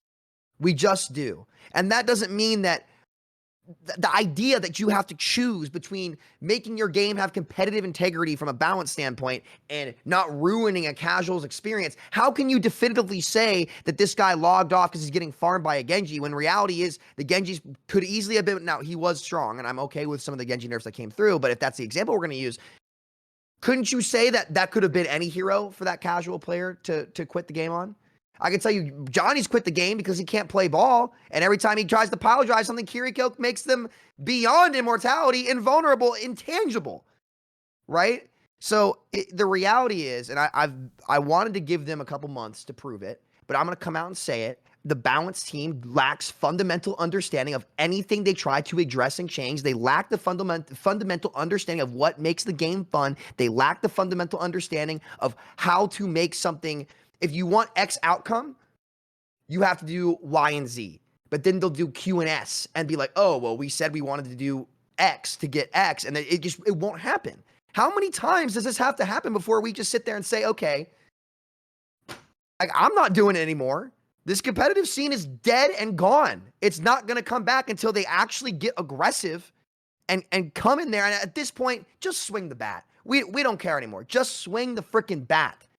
Okay. And that I will say that I would say the most effective patch that I think came out was like the first one. Unfortunately, it was delayed, right? Where they really tuned Zarya back. They really tuned back D.Va, who actually was like a menace. D.Va was like, if Zarya wasn't so good, D.Va was like, dude, winning like every 1v1. I actually thought that one was kind of good. I thought the Genji nerfs were a little heavy. But if we were to get something like that a little bit more consistently, I think the feedback would generally be better. And it's just, I'm just so sick of it just seems like none of the eggs are in order. And it's just incredibly frustrating. And I get, like, for example, oh, we're listening, we're doing this, Aaron, we appreciate it. And I think generally kind of all understand that. I think the biggest problems that with the game actually come from above that, to be honest with you. But 30 to 25, like, dude, you can't tell me that you understand why this is an issue when you take it from 30 to 25. I'm sorry, you just don't know. Well, you just don't know. That's it. I'm done pretending. You just don't know. That's the cold hard truth. I'm with you on many parts of that, but here's the thing. I think that we have to all remind ourselves the majority of like the new players, and there has been a huge influx of new players, are like bronze. Which is great. They're like bronze. So like, you know, you're forgetting like the absolute scope of level of what we're talking about, like the level of like the experience. It. Yeah, but I'm the level of experience that we're talking about, because when they spoke to Flats, right? And people on Twitter were telling me to bring this up. They were like, you know, they talked about Genji, and they said he's actually performing quite well. And we look at that statement, we think, what the fuck? He's not performing well. Like, we've seen what he's like. But you're forgetting that the experience has been so far stretched of, like, what you're experiencing now is, like, even further removed from what, like, the actual new players experiencing, where, like, Reinhardt is an example. Just having popular heroes is automatically a problem for balancing them to high end, because they will just run riot in like that bronze era where like Reinhardt just can't be good to like a viable high level degree because he will run riot, and that does, in my opinion, from what I've seen people do, it does ruin their experience because they don't have the answer. They don't have the tools to answer that problem. Same with Genji. They just don't have the tools to answer the rampant number of Genjis running around tearing them up. You can't solve that with balance. That's like, again, when the margin for error is so big at low level play, no matter how much you try to balance around that, it won't be that effective. It won't do anything because at the end of the day, players are making so many mistakes, and they can overcome that mistake with actual player skill and learning the game. And for the most part, I will say that they've done a pretty good job of doing that. But you've seen, like back in the day, you saw some nerfs to Torbjorn turret, Sim turrets, stuff like that. The margin for error is so high at low-level play, it is impossible to balance for it. You can't. The best thing you can do is teach people how to play the game. So I'm just sick of this notion of, oh, well, we have to worry about the casuals. Dude, they're running around like chickens with their heads cut off. I watched my roommate spin around on ball in circles for like 8 seconds and think he's contributing. You can't balance to stop that. You can't. There's nothing you can do. Right? And to some degree, you're right. If there's something as broken as 50% Reaper, I figured out the number when we buff Reaper during GOATs to try to stop tank bust. His lifesteal went to 50%. I thought it was 40. It went to 50%, and that destroyed Plat. And you're right. When there's sore thumbs that are so far out of whack, you're completely right, and they do need to look at that. But I'm sorry, this notion that, oh, well, the axe has to fall, so rip the competitive scene. It's just dumb. It makes no sense. How many times are we going to shoot ourselves in the foot, so to speak, trying to do that and having the meta at high level play just to, again, we buffed Sojourn basically. We made her so strong that we had to simply backtrack after months of her running rampant with the Mercy Pocket. And we might have done the same thing again this patch by making it a 5 solid build rate for everything that she shoots, including Ram Block, Orisa Fortify, etc., etc. There's compensation, but I'm not sure. Again, don't quote me on this one yet. I'm not sure if that's actually going to make her objectively better. I think clearly she's definitely worse, but she's still really strong. It's just, it digs the dev team and the balance team in an almost unescapable hellhole of their own creation. Balance where the margin for error is actually very thin, because that's when the actual game balance becomes incredibly important. There's no way, no matter how talented you are or how good the game understanding that you have, that you can make this stuff consistently work when people are continuously misplaying in the lower ranks. Now how do I explain this? It's like the outside of the dartboard, right? Like it's very hard to hit because it's just out of your control. But if you're trying to aim for the center and where the big problems are, I think that's just a more effective way to balance. I don't think it's on the balance team to really try to change that experience, especially for lower rank play when the game is just not played properly. You can't do it. It's impossible to ask for them. It's like it's the story of like the monkey trying to get to the moon in the middle of the lake. It's the reflection. You're never going to get there. You might look like you're getting close, but you're never going to. And I just think it's a waste of time for their sake, and it looks foolish. So I think. Go ahead, AVRL. I think there is like, to me, it's a misconception. I don't think any of you guys hold this view, but I think there's a general view out there that is widely held by, I think, players, and maybe some of the devs think this as well, that somehow if you balance for the top level player only, when I say top level, I'll just arbitrarily say, let's say Masters Plus, right? Anything Masters Plus. If you balance for that top level, then somehow the casual experience suffers. I don't know if that's true. I would genuinely challenge that, because in my experience playing other games where it's very clear they balance for top levels, games like League of Legends, by the way, I don't see that being an issue. And to what Sam was saying earlier as well, it's like, it's such a mess down there, you actually can't balance for it. And there's so many of the issues at that low level of gameplay would simply be fixed if people got better at the game. And I know I make that sound super easy, but why shouldn't it be that? Like every other multiplayer game, PvP game, that's kind of the expectation. You jumped on League of Legends. It's like, I just feel like you don't get. No, the game needs to be brought down to my level. The game needs to be fixed, quote unquote, fixed, balanced for my sake. My skill discrepancy, no, that doesn't exist. I'm actually playing perfectly in bronze. It must be the game's problem. They need to balance for me. That just seems like such crazy entitlement for players that clearly could fix their issues by being better at the game.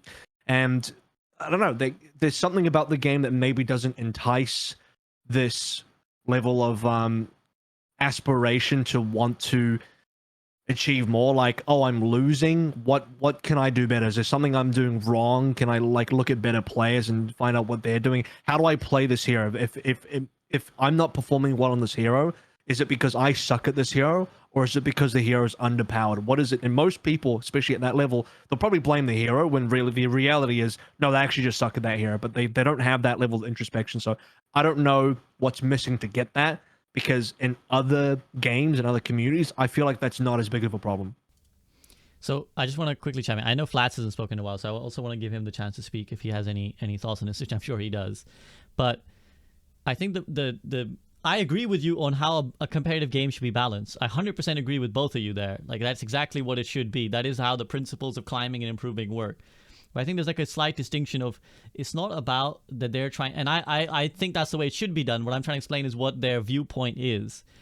It's not about balancing for bronze. It's about balancing in a way that keeps the experience of bronze fun. Like, there's a slight distinction there. It's not about like, can we? I think it'll just be fun no matter what happens.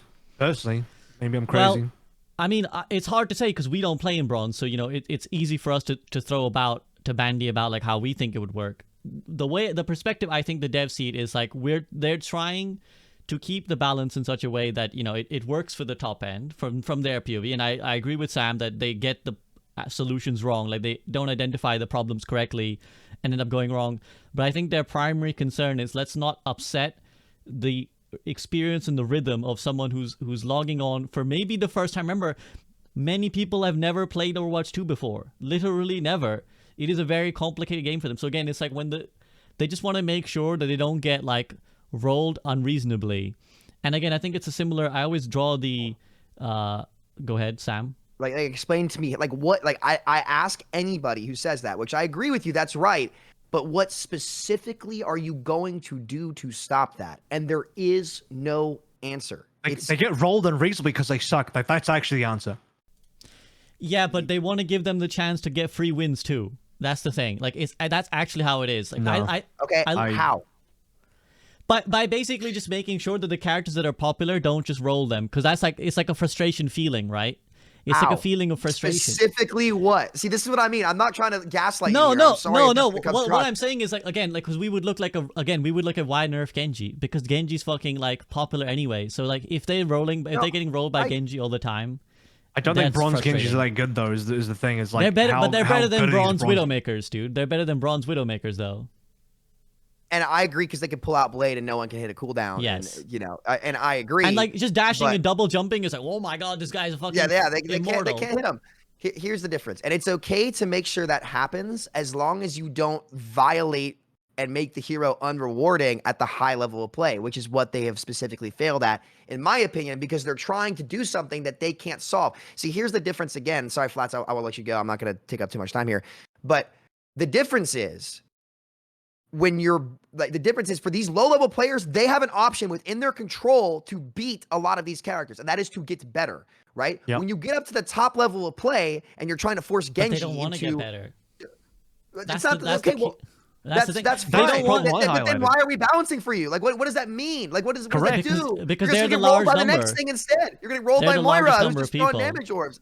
And that's fine. They will be rolled by whatever's the most overpowered thing at the time. It never ends. It will never end. And they always have a tool to get better within their own control, which is like actual skill at the game, learning positioning. And are we really going to act like there's nothing that can answer Genji? Like, are we kidding? Like, if you look at high-level play over the last couple of years, that's clearly shown to be not true. You can beat Genji with anything. He's the most neutral character in the game, right? One of his abilities is based on you, on a specific character, actually shooting him and shooting it back at yourself. It's very easy to learn, and you learn how to play that over time. But the problem is, if you mess it up and you mess up the reward from a balance standpoint, when the margin for error is much smaller, at the high-level play, when everyone has reached the skill ceiling of the game, there's nothing within their own control generally, and that margin for error is so much smaller that they can do to overcome that difference. And that's where the game balance actually matters the most. And that's why you see so many high-level streamers be so frustrated, because I have not heard over the years a single person give me a specific example about what exactly to do from a game balance perspective to stop these new players from getting rolled. The answer is there's nothing. They just have to get better. That's it. That's it. There's no way, because it's always going to be something. So don't compromise the reward at the top, because the new players who have Fatui, who have all these things, and I would say that, heroes like Moira probably do roll more in low-level play than Genji does, if you're talking like about bronze and stuff. But it just frustrates me so much, because the team digs themselves into these holes so consistently, and we just have not learned from Overwatch 1 that no matter how you try to balance the game, you can't magically make players better. You can't. You're just going to end up shooting yourself in the foot over and over and over again, because there's no specific thing you can do. The margin for error is too big. You can't balance. They have the option to get better. I'm not saying don't address and hammer down outliers, but I'm so sick of it's just nonsense to me. It's just nonsense. I'm sorry. I want to give chance. I want to give 100%. Chance for Flats to chime in, because I want to feedback, but I would rather let Flats chime in as well. This conversation has made me realize how little of a shit and how much little faith I have left. Because all the things you guys are talking about, I just don't care. And the reason I don't care is because, Sam, I want to ask you a question. Go. When was the last time you bought a skin? Answer my question. I can't lie, dude. You bought any Overwatch skins other than the Battle Pass? I float around on that Echo Butterfly on these kids with my little Snow Angel ballerina thing. And there's a reason why you're not the target audience. You don't spend that kind of money. Like, if I'm telling you, in about a year from now, like, I have looked extensively at like other communities that have like gone free to play over the last few years, and just kind of like have an idea of like where we're gonna go content wise. And like, you'd be surprised. Like there is literally like full Fortnite channels that are completely dedicated to talking about when the next skins are coming out and what they are, and doing reviews and rating them. And basically, that's just their endless farming system, and that's what people care about. That's what the casuals in that game care about. And Overwatch is not honestly that much different. People care about the skins, they care about the cosmetics, they care about so many of these things. That SVB, I think, is kind of right, not because I agree with him, but he's right because that's where the money is. Because all of those players are going to be the ones that spend all the money. Like, how many high level players spend a bunch of money on Overwatch every day? Probably not many. I can't tell you I've seen a whole lot of new skins. Like, hell, like half of us meme about the loot box rebellion and have the loot box icon because we know none of the free to play players can get the loot box icon because there's no way in hell they're ever bringing that thing back. So I agree with you. I think things like Sojourn it makes no sense to me why it doesn't actually get nerfed, because Sojourn's not dominating low level play. They actually came out and said it themselves. They actually came out and said that Sojourn underperforms in the lower ranks because Sojourn's like Widowmaker, as SVB said. People in bronze aren't scared of Widowmaker because those are the same people that can't hit any shots. So I don't see why Sojourn can't get tuned down. But then you look at something like Genji, and it's like, well, Genji's probably is a lot easier to play at a base level, bronze level than Widowmaker. So when we complain about Widow, everyone looks at us and like, oh, you guys are just complaining. You play cover. And it's like, oh, really? You know what Overwatch 2 is like? You play cover. Okay, let me play cover now. Because in Overwatch 1, you could play shields. Or Overwatch 2, we play cover. Oh, I'll just never peek for every fight ever? Oh, okay, that sounds good. I just won't play the video game. But they also have Junkrat, and Junkrat bounces things off the walls, so don't play behind cover. Oh, shit. Oh, if I can't play behind cover because Junkrat's going to kill me, and I can't play in the open because Widow's going to kill me, you're supposed to play the video game. So stuff like that, I agree with you. I think that Sojourn having the one shot constantly there makes no sense to me because there's no excuse. The data that they told us was that in the lower ranks she underperforms. So why not nuke her? If we hate her and they don't play her, what's the point? Like at that point you want to go actual mid max.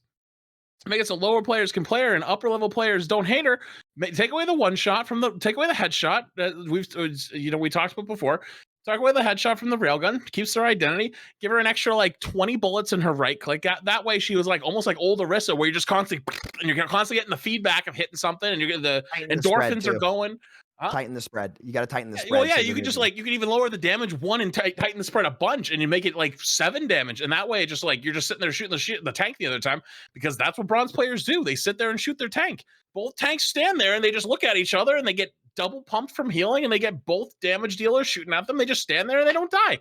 That's when way back when it was like healing was double buffed and triple buffed. That's the one thing I've always heard the devs or any devs say is that if you're looking at breakpoints in the games, sometimes like when healing was way too strong in Overwatch 1, like you could go whole minutes without anyone getting a kill in bronze, like minutes, because they couldn't get in a limb because they couldn't hit enough shots to kill them before like one random skill, like Moira orb flew by or a Baptiste right click, and they were basically full again, right?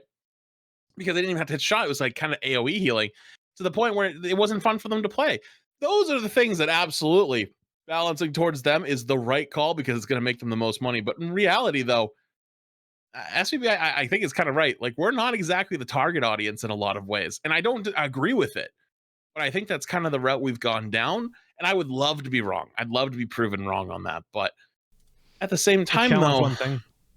Yeah, I think even though we are not the target audience, which I actually do agree with, given that, okay.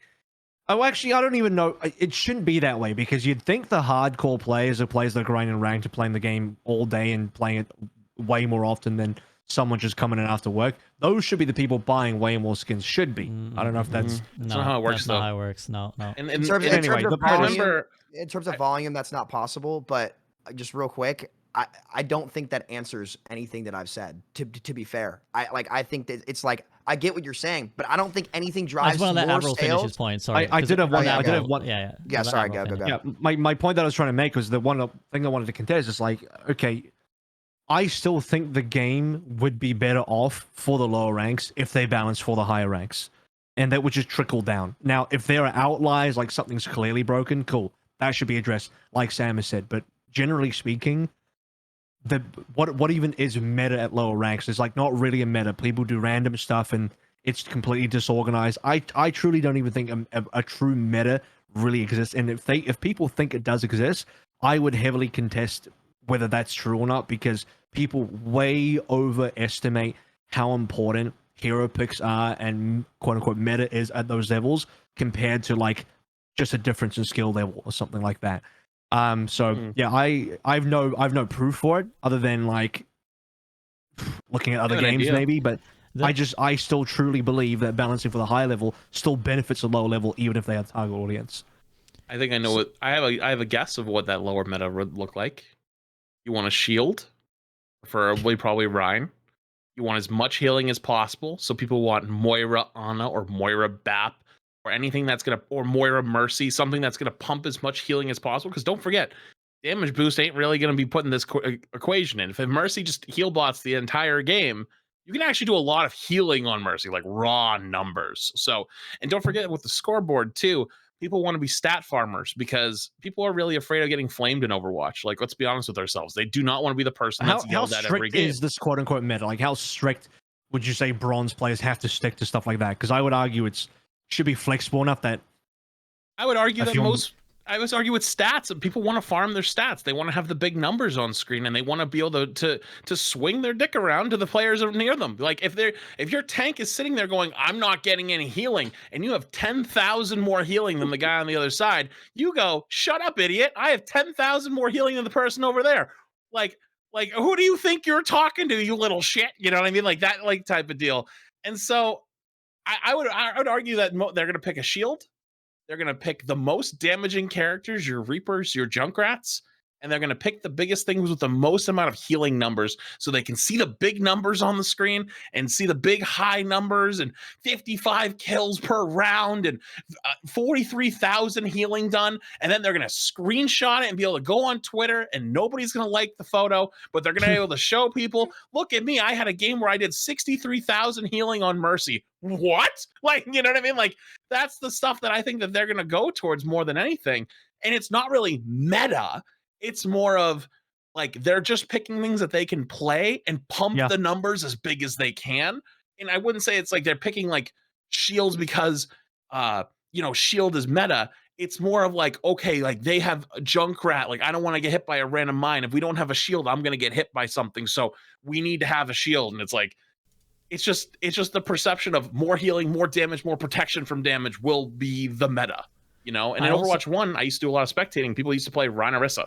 That was the meta. Whenever I talked about a team that wanted to win, like a team that was like, oh, this team wants to win now, Rhaenyra, every time, without fail. I also just want to add to that conversation. First, I want to clarify that this isn't what I want for the game. This is just what I'm seeing. Like I'm trying to tell you what I see from the grass, the grass from the trees, or whatever the phrase goes, the forest from the trees. Like I'm just telling you what I see. I'm not saying that this is what I want. I'm telling you this is what I see, and this is how you must change your approach to understand. Otherwise, you're going to pull your hair out. Secondly, I think that I agree with that. It's not the meta. Like the meta is what people like picking. That's the meta. It's like I like picking Mercy and Moira. Like that's literally it. It's not deeper than that. So it's not about what's OP. It's not about picking to win. This is the thing. This is the fundamental gap. It's not about picking to win. It's about picking because I like the hero.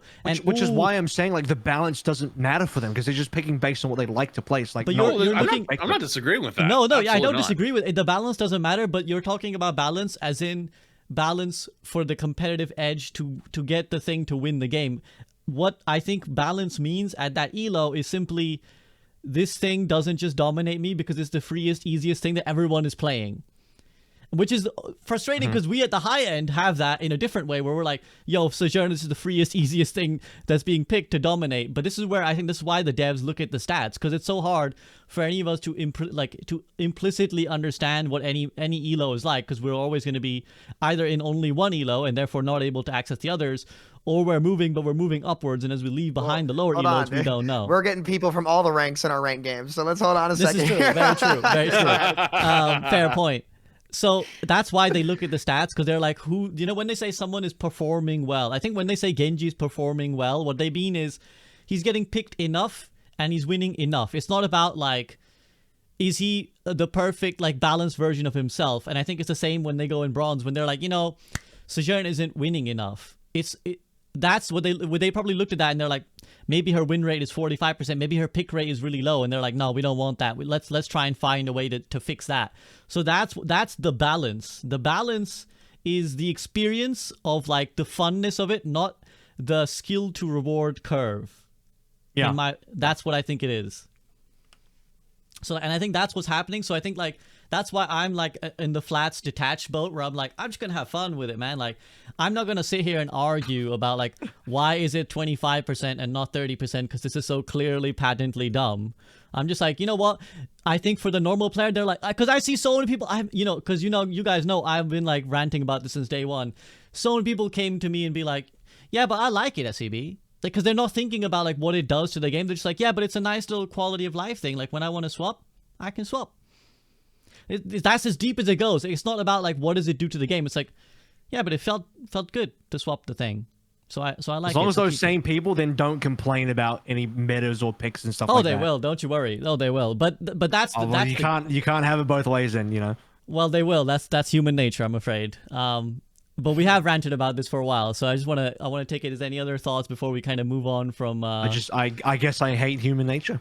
Yes, same. Same. Real and true. True. All I'll say is I totally understand where you guys are coming from, but that's a very scary slope to go down if it's at the point where your creators, like the people who have been grinding the game for a long time, are going to sit there and say, yeah, the better thing to do is not care. I've not seen a product really thrive and reach its potential with that kind of mentality. And if that's where we're left to go, it's a very scary slope. Let me fire back at you something real quick, Sam. Go for it. Give me a reason to care. Give you a reason to care about the product, about the game? You don't have to answer, but like Blizzard can answer. Give me a reason to care. Because at the moment there isn't one. There's no point in ranked. Nobody cares about the rank system. Nobody understands how top 500 works. Nobody knows how to rank up or rank down. There's no cool perks. You get the top 500 title in which every quick play, Mystery Heroes, arcade, or even ranked game you get in, you get people go, what the heck? Why am I playing with top 500 players? And then they basically like how it works in Apex, where people chase your trails. It happens the same thing probably to people that are not content creators of the top 500 thing. They probably have quick play players trying to kill the top 500 player. There's no bonuses. There's no rewards. There's nothing to grind for. There's no rewards for like, even the old skins are all like, what, $19 a piece? You can't earn legacy coins. There is nothing to actually grind for and work for in the game at all. And that's Zero. why I feel soulless. Across the board. That's what so I there I is agree. not a reason to care. There's not a thing to work towards. You know what I'm working towards right now, Sam? I'll be honest with you. Oh, God. I'm working towards getting the Mystery Heroes title for 500 Mystery Heroes wins. That's what I've got on my agenda. Once that's gone, like, what? I don't even have anything to do, like, at that point. Well, already top 500? Yeah, I could go for top 100 on all roles, but I really just don't care. Like, you know, if I play comp, it's half the time people are out of voice, don't talk, or half the time people are flaming, or the other half the time I can't even play with my friends. We still can't stack, and every time I bring that up, that's a new meme. So I stopped talking about it, and then everyone stopped talking about it, and everyone goes back, goes, man, it's really sad that I can't play with my friends. Yeah, no shit. Like, it's you talk about the lower ranked players, you know, not being that are having a good time, and it's like, well, they should cater more towards us. We got left behind years ago. This is what I'm saying, dude. Okay, you know what? It's already happened though. It happened years ago. I'm gonna flip. Here's what I'll take. Since we all know there's nothing to work for in this game right now. Nothing. Now I hit rank 1 combined in season 1. Didn't care after that. Dunzo, walking Jay silly in quick play. All right. If there's no point to care, and the reason why we couldn't stack was because it wasn't fair, then why can't we stack? They will not admit to you, Sam, that there's not a reason to not care. That's the point. Like, there's supposed to be the illusion that you're supposed to care. I'll answer Sam's question. Because because it would cause a statistical imbalance. And that's, again, because, remember, we had Gavin on this podcast explain that thing. He's going to be like, from a statistical point of view, how do we matchmake your try-hard rank 1, 2, 3, 4, 5 stack against anyone in ladder at that point in time? Give them a 3-hour-long queue like the tank queues are now. There you go. Done. Like, there is no way. But even 3 hours later, how can you match them? Because they're ranked 1, 2, 3, 4, 5. Here's my answer.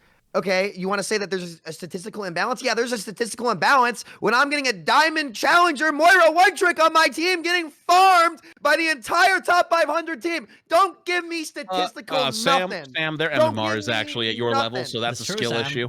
Don't grown. give Growth. me Growth. Hashtag nothing growth. About stats. But that's the point, She's though. better. We're She not got told better. this stuff. It's all Skill it's, issue. it's all in the behind the scenes. You need a literal degree in Overwatch that you've been studying this game for 6 years, like this group has. I tried to make a video explaining to people how the rank system works, and they still didn't get it. You know why? Because I watched it back and I sounded like a psychopath trying to explain to people about magic numbers that you get to see and you don't get to see that actually don't matter versus your rank. But at some point, if you win enough games, they will become aligned. But that doesn't happen until like 35 games or so down the line. And losses actually accrue for less rank up because the MMR is carrying depending on how far in the season you get. Like, it's just like, dude, you must sound like a psycho. You are a psycho. I'm a psycho at that point. Ranked. Of course we're psycho. We'd have Nobody to be psycho knows. to play Nobody it. cares. Nobody, like, you can't explain this, and I can't explain it. If I can't explain it, nobody can. Like, literally nobody can. Not because it's an ego thing, but literally because if we've been explaining this game for so many years and we can't break it down to someone, not only are we failing, but the system has far and beyond failed. So what's the point of caring? What's the point of getting I invested? agree. What's the point of going all in? Because it's just going to disappoint you and it's just going to fuck you at the end of the day. Hell, Never quit. dude, like competitive capture the flag came out. We couldn't stack for competitive capture the flag.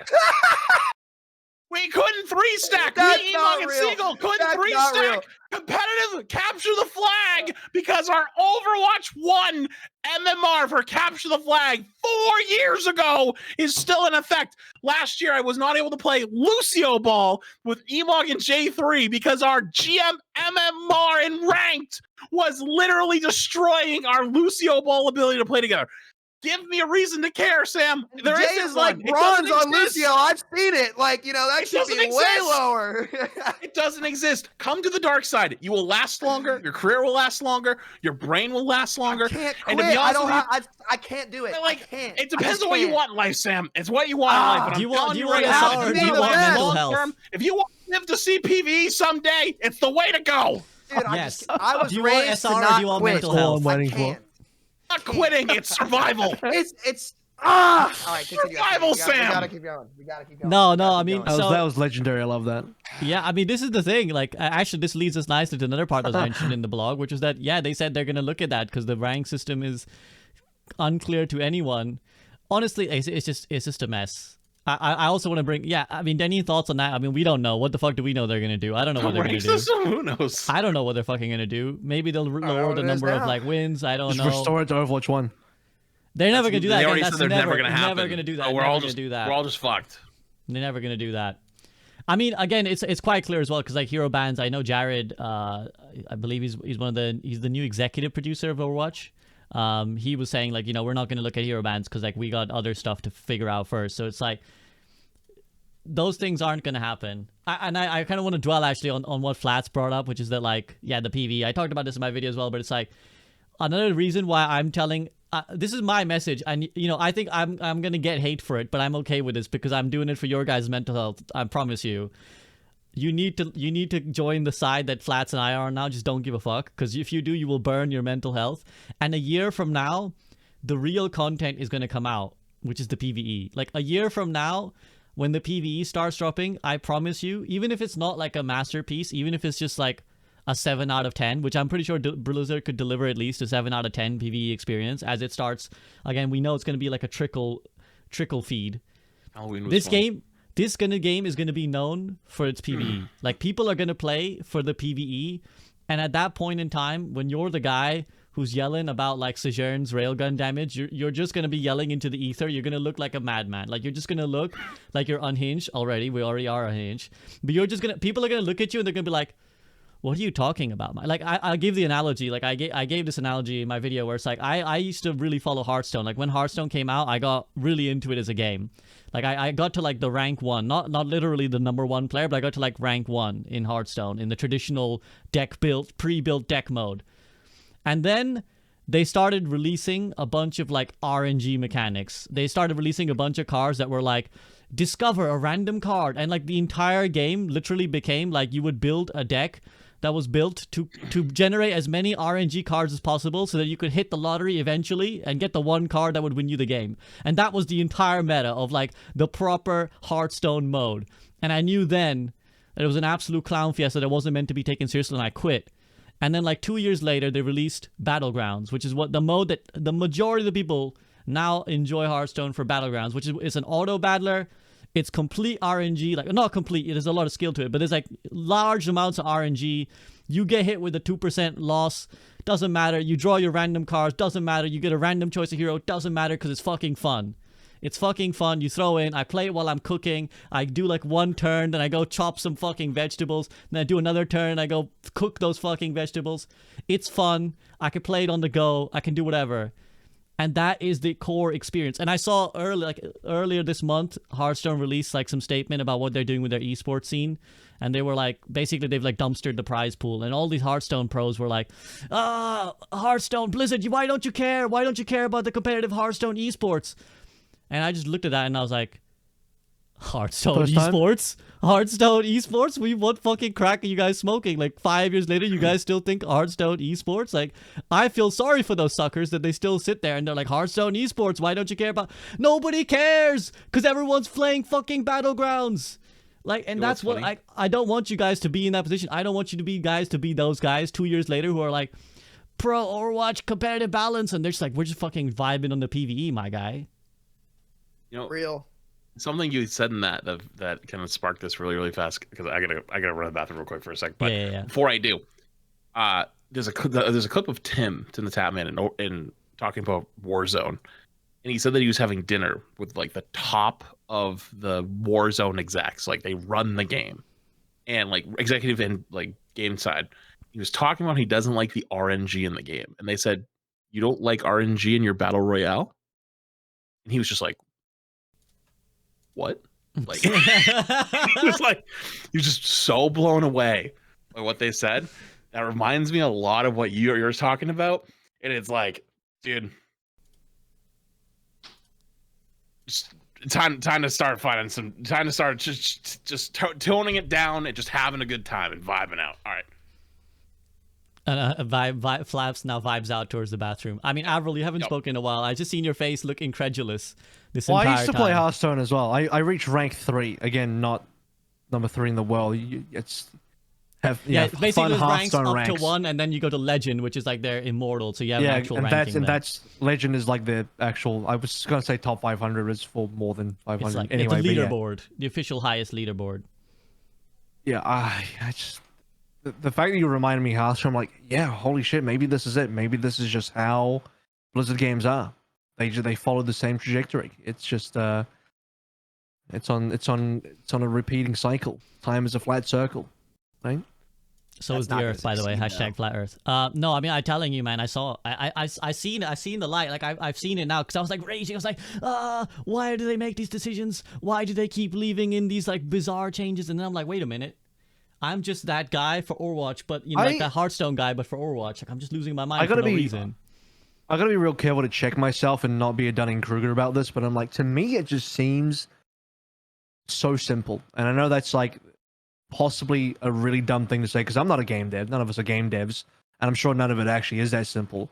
But when we talk about it, we talk about reasons like, okay, why the, you know, alt charge 30% retention thing is not healthy for the game, and why going to 25 doesn't do anything. Like, it sounds so simple when we talk about it, and I'm trying extremely hard to check myself and be like, maybe it's not that simple. Maybe I'm oversimplifying it.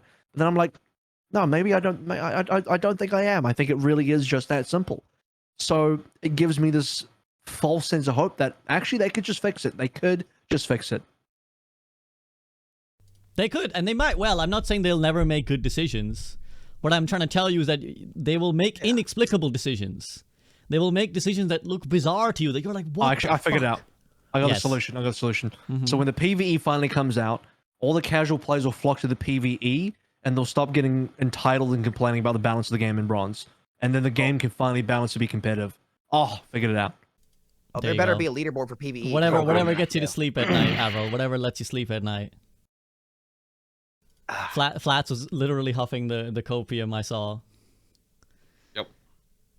Sam? Boys, I haven't gotten that read in a while. That was this is a banger episode today. All right, I'm getting some water. Let's keep this thing going. There was some good rants in there. I enjoyed it. There was some let's good keep rants. this thing going. I'm getting There was some water. good rants. I mean, let's see what else was there mentioned in the blog. So there was one shots. AVRL, your favorite topic. They said one shots is something we're looking at, and the frequency of those mechanics, trade-offs, the power Also, level. we're buffing the Rocket Punch again. Did they say that? No, Oh, but right. that's, I was but that's worried the for a irony. second. It's I like, was worried for that's the irony. Is just like, oh yeah, one shots, but then they just keep buffing Rocket Punch. Yeah. I mean, it seems redundant to even mention this now, considering the conversation we just had. But like, do you think they will? When they say we're looking at one shots, like, what do you think their solution might be, or what do you think it should be? Perhaps it was a better Well, question. I think the solution should be 9. Widowmaker should be the only hero that can reliably have those one shots because she's that. I think if you don't have it, a sniper hero she's hard enough to play as it is. I don't mind Widowmaker having that ability, but like Sojin doesn't need it, Hog doesn't need it. I'd argue don't Widow's even- actually pretty strong. To be honest. I think she's really strong. I think she's Mhm. easier in the than, hands of at the hands of like, the right players. Yes, yeah. absolutely. I think. Can I ask you guys something too? Go for it. What would you guys think? I didn't like this at first about reverse fall off on Widow. So, we actually, in one of the patches that I had you guys do in Overwatch 1, I gave reverse fall off to, I can't remember if it was Widow as well, but definitely gave it to Hanzo. And I remember Arg was just like, maybe this is the thing, that when you make a drastic change, people just don't like it anyways. But I remember Arg was like, dude, this feels awful, SCB. Like, anytime someone gets close to me, I'm just like a powerless Hanzo's hero. mid range. That's why. But I was wondering. I think the best thing to do for Widow would be like if she takes damage while grappling, it's interrupted because you can't have a hero like my problem with her is mobility. Like I don't want to dumpster the identity of the hero, but back in Minecraft and we were doing Mineplex Champions on the Archer kit, we had a passive called Long Shot, and every like 3 blocks, the equivalent of 3 meters, the arrow went. It added it ramped damage, and so I was wondering if something like that would work with Widow, and I couldn't really think of an answer, so I was just curious what you guys would think about something like that. Well, the problem though, Widow is like it's going to be very much a high level problem, right? Like, Yeah. and also honestly, more of like a Smurf stomping problem, right? Like, people are not going to bump into most time are not going to bump into amazing Widowmakers unless it's just like some random person doesn't actually play Overwatch that much, who's just like incredibly skilled aiming, but doesn't play like the game that often, so they're not very high rank, which is very rare. Or people that are like basically Smurfs pub stomping, right? Like they're intentionally going down to roll some lobbies on Widow because people walk in straight lines and they don't know how to play cover and stuff like that. But the point is though, is like as you get your way up, people learn how to play cover better. They learn how to walk with their tank, which is like the big one. They learn how to basically have better movement, right? Like your movement is basically your best tool against Widowmaker in higher level play, right? Like, because you have to peek to play the game. You can't sit there and cover all day long. If you don't have a shield or don't have someone disrupting the Widow, it's free sightline. So like you got to peek at some point because your tank's trying to take some space. So you got to like, support them, heal them, whatever it might be. So like your movement's pretty important, right? Like not being predictable is pretty important. Like, like those people who peek the same angle every time, you're a free kill for a good Widowmaker. Like they just know you're going to peek that spot. You're basically already dead. But those are much more high level things. But I also think that people maybe will have to come to terms with Overwatch having one less tank. In Overwatch 1, it was a lot more dealable. You had double shield for a long time, in which Widow was actually meta for a little bit when it was double sniper. But you also had just more pressure from the double tank lineup. There was more things to do. The tank role already has a lot to do. You have to keep the other tank in check, right? If you don't keep the other tank in check, then they can just murder your whole team. Basically, like run them down. But if you try to go run into their team, they all turn for you. You can't do that either. So there's not like the whole you can't run past and go run for the Widow. You can kind of like poke them out, whatever. But there's also not many shields either. So it's like, I honestly think, this is my genuine opinion, it's gonna come down to some of the maps need some reworking or changing, because this current season's map pool, which by the way, map pools is dog shit. Let's put that out there. This season's map pool, this season's map pool was very heavily favored towards Widowmaker. Like you basically once every few games played on a map that Widow was going to dominate you on. If you load into Circuit Royale and they have a good Widow and you don't, you already lost. You load into Junkertown and they have a good Widow and you do not, you've pretty much already lost. Like, there are maps in Overwatch that if they have a really good Widowmaker, they can literally just beat you. And that's it. The game's over from the start screen. And that feels terrible. So the question becomes, do you keep the one shot of Widow, or there need to be better ways to deal with her? And I think that I lean more towards, I wouldn't like to see Widow's one shot removed. I don't think that more shields is the answer, but there needs to be more counterplay for players to be able to deal with it. Like, how do you deal with on Circuit Royale a really good Widowmaker right now? Like, on first point, you know, you have the really long sightline of the first part, but that's not even the scary sightline. Scary sightline is when you turn the corner on first, and now you have to fight on the corner, in which they have the little like room that's on the left. They have the actual corner. They have the high ground, and then they also have all the way up the ramp to play, which is where the supports typically play when you push like towards the end of first. There's so many angles you have to look for, and their Widow doesn't have to peek you. She can kind of like glance through the bottom of the rails to look where people are really fast, and then either go for a hook shot or look for a peek. And you have to be doing all these things. You have to be either healing your tank. You have to be looking to do damage to their tank, to their DPS, whatever it is. There's too many things for you to be looking for, and their Widow can end the fight in one shot. One shot. Like, one good pick wins you the fight because you can't push it anymore because it's so defensively heavy up front on that tank matchup. Your tank will not push them out. There's a corner there that's like at the end of first. There's like a little corner in the niche of or in the niche of, like, you know what I'm talking about? The end, like where that little room is. There's a corner you can stand in that contests that you have to basically swing all the way out from the 90-degree angle to be able to damage them. So that means you'd have to step from where you're safe, like behind, like around the corner, all the way through the street, behind like the cover that's like, you know, on the bend there, just to be able to do damage to the tanks, right? Like, you're never going to be able to do that, especially as a squishy, and the Widow can punish you in one shot. So it's like, the only way you win that is either the Widow doesn't get kills, so you're relying on them to suck, which is not good gameplay, or two, you are relying on your Widow to be better than them, which is good gameplay for the Widows, but terrible for everybody else because now you have no impact. So what do? My answer is, I wish there was more places to stand, or more ways to, like, more pieces of cover, or there was more ways to like interrupt her sightlines than having to like walk through no man's land. Junkertown's the same way, where you just get these free fire shots. Dorado Second's another good example as well, where fighting against a good Widowmaker on Dorado Second, it's just hell. It's just not fun. So if you wanted to keep the actual one shot, I think that the maps need some serious overhaul for the sniper maps in particular. Even then though, would that be enough? Don't know.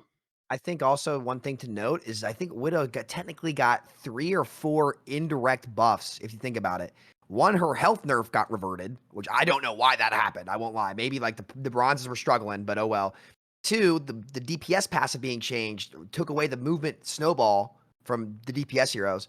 Genji got dumpstered, and also Sombra is just like unpickable right now because of a lot of reasons we can talk about. So I think indirectly too, and the map pool, like you said. So it's definitely becoming a problem in ranked, at least. But I was just curious y'all's thoughts. So sorry for sidetrack. No, So, to go back to the whole, I guess we're talking about one shots. Go ahead, Avril. Sorry. yeah, let's like go back to the one shot discussion. I think generally speaking, one shots don't believe in an arena FPS. That's my honest belief. And a lot of the things that have been unfun about this game in Overwatch 1, Overwatch 2. I mean, I think the one shots have definitely been fairly unfun. And most people, if they died or one shot, it's never felt fair or fun. I guess if you can at least respect high level play, you'd be like, well, maybe that Widowmaker's really good, and then I respect the mechanics, but it just doesn't really feel like a good part of the game. But there's a level of one shots I'm willing to tolerate, and there's a lot that I'm not. And by one shots as well, just like I think really high bursts, because someone would be like, well, technically she's not a one shot, but like, you know, you're tickled down a little bit and then you die. So like, extremely high level of burst is what we're talking about, which I think is as accurate. And I do concur with Flats's point about I don't know how much was deliberate about the set of map pools. I don't know if they were deliberately like, let's, because season 1 was like, at the start of season 1 was like a lot of dive, and they were like, let's give hit scan their moment. But like, yeah, this like combination of all the maps they picked is really just sniper love, sniper meta. I will acknowledge Deku in chat, who's been bringing her propaganda about like 5v5 is worse than 6v6. Just bring back 2 tanks. And also her awful take about Havana being a good map. That's absolute smoke. I will say, if we want to I want to ask Sam. Sam, you've been doing some 6v6 testing, right? Like, how's it been going? So let me, like, you kind of have to explain a little bit here. So Yeah, what's a 6v6 test? So I personally like 6v6 more because I like doing more in the game, and I like a lot of the hero interactions. I think it allows for more heroes to be played. That doesn't mean that 5v5 is awful for the game. Now, if the issues that we were concerned about with 5v5, i.e. the one-shots, when the game's slower, et cetera, obviously that feels worse. I miss a lot of the hero interactions of 6v6. I miss like the tempo of it, and I think if it had been addressed differently, it's kind of water under the bridge, because like I know it's just gonna have to stay in customs. Like, I'm not expecting it to come back. I'm not even making a push for it to come back. But I just think in hindsight, I think in Overwatch where you can do more is better, because it raises the skill ceiling of the game and allows like just more options. Like, I'm telling you, playing Junker Queen as an off tank, guys, so much fun. So much fun. I loved it. I think it was just so, like, I don't know what it was about it, but I just had so much fun doing that. And I was like, this is a totally different style of Queen that I'm playing here, because I have another tank. And like, I was comboing Shouts with my Rhyme for his pushes. And actually, because Shout increases movement speed, we weren't actually having to run Lucio. But I can't really change the cooldowns how I'd like, because of limitations in the custom game. But I will say I had a lot of fun. To me, it kind of is water under the bridge, but I definitely miss that kind of aspect of the game, and I just like being able to do more, and that's just kind of my personal preference. I like it when the skill ceiling of the game is higher and there's more things to get rewarded from. But as you guys kind of said, that's not really a direction that the game has been taken. Obviously, because they want to get the everyday player, and then 5v5 definitely suits that better because there's less to learn. So it's more so a matter of preference, but I loved it. I really liked Off Tank Doom. Was so much fun. Like, playing Ana, like, I just felt like I was penciled in. Like, I felt I had a different level of focus to me when just playing, even in viewer games, when like I don't know, it was a lot of information taken. I just enjoyed it. It's all preference, really. Yeah, it really is just all preference. I kind of have, yeah. I'll just say what I think that the reason I'm like bringing this topic up is because I think it's a natural instinct. I think when there's frustrations with Overwatch 2 to go back and be like, well, Overwatch 1, Overwatch 1 was better. And I'm not saying that's what Sam is saying, but I've just seen other people say like Overwatch 1 was better, and 6v6 was better. Like, let's just go back to what we had. But I think, like, yeah, I think the important thing is that, like, just because we have grievances with what they've done with Overwatch 2 doesn't necessarily mean that the previous answer was the better one, much like the loot box system, where it's like, that was also bad, guys, let's just find a better system now. I feel like the real problem, and actually this is something that's worth talking about, there has been too many heroes that have just been left by the wayside for Overwatch 2, and too many problems that haven't really been meaningfully, like, addressed. I think a great example is like Sombra in May, and I bring this up because I try to like do some work for my man Fitzy, who's just like, I feel like having a miserable time. I don't even see him playing Overwatch anymore. But like, his 2 heroes are just like, they're just not like, they're not ready for Overwatch 2. And I think this speaks to what Sam was saying earlier about like, they just don't, I hate to say it, but they don't know what's the problem with the heroes. Like, when they try to change them, they just don't understand fundamentally, because they made this big hoo-ha about, we're going to rework Sombra for Overwatch 2. Here you go, Invis hack and all this stuff. Oh, turns out that's giga dumb. Turns out that's like really bad, really frustrating, like, mechanic. So then, like, was it even it was like half a season of the launch of the game that they advertised. It was one of the first major advertising points of Overwatch 2 was the rework to Sombra and Bastion, I remember. And they went back on it, basically, to dumpster the hero. Not back into reverse the mechanic, but they dumpster the hero to the point where they're like, we have to rework her again now. And apparently, maybe season 4, they'll address it. Because I feel like, again, it's so far back on their priority list to be like, oh yeah, that Brig Rally rework. Yeah, maybe it's season 4, guys. I know we've been talking about it since like beta 1, but like, maybe literally a year later, we'll have figured out what to do with this hero. And I think that's the real reason we feel these frustrations of like, oh my god, 2 tanks was better, or like, why is this Widowmaker sightline so oppressive? Because like certain maps, we just didn't account for the fact that like, yeah, now there's less shields, Widowmakers are going to dominate. So I'm curious about, let's take it to AVRL. I mean, what is the solution here? I will just have to give more deliberate thought to like how certain heroes transfer to a 5v5 Overwatch 2 environment. There's just like there's some holdover stuff. I feel like it's obvious to say there's stuff that's been overlooked. But for example, I actually had a conversation with a friend of mine who only plays this game mega casually, and they're like a big Ryan player, and they're like, man, when's Ryan gonna get better? I'm like, I don't know that Ryan can get that much better in this game because I gotta be careful here because Flats is a big Ryan guy. I don't want to say something wrong, but it's like, Oh, you're not wrong. I feel like Ryan was kind of good in Overwatch 1 with a lot of help from the off tank. 2 tanks working together makes both the tanks way better than, this is kind of the problem with balancing tanks in Overwatch 1. So, you have to be careful with the roasting glasses here as well for people that want to go back to 6v6 is like, tanks compounding with each other in terms of their strengths made the character select screen insanely, decisive for who wins what game based on like if the tank duos actually pick something that's synergized. So there's holdovers like that where I feel like Ryan's just obviously just in a super weird place because there's a solo tank, you don't have the support from the off tank. Sombra's just seems like on paper, okay, you want to remove the CC you want to reduce the CC or remove the CC, so the whole hack thing is going to get reduced so that you only have like less than a second in the actual silence, but then the invis hack and then you increase the damage and other parts of the kit just start to feel annoying to play against. And also Sombra just feels like another 6v6 hero that they've put into the 5v5 doesn't really work. A hero that was way better in the 6v6, not just because of the 6-second hack, but like why that was important in a much slower game with a lot more stalemates, with far more abilities to actually lock down and all that kind of stuff. There's just oversights in bringing heroes that seems like they've been left behind at 6v6 and clearly don't have a place in 5v5 yet. Flats. Well, don't forget, Brian probably has this extremely high win rate and pick rate in bronze, so there goes that idea. Sorry. Anyways, yeah, I mean, Avril's kind of nailing it, to be honest with you. There's not a whole lot we can really do, but at the same time, though, it's also hard to not feel like, or like, I guess feel like it kind of looks like most of the patches and stuff is just response to community talk, which isn't a bad thing. But when it's the only thing, those are how those characters get left behind. Because let's be honest with ourselves.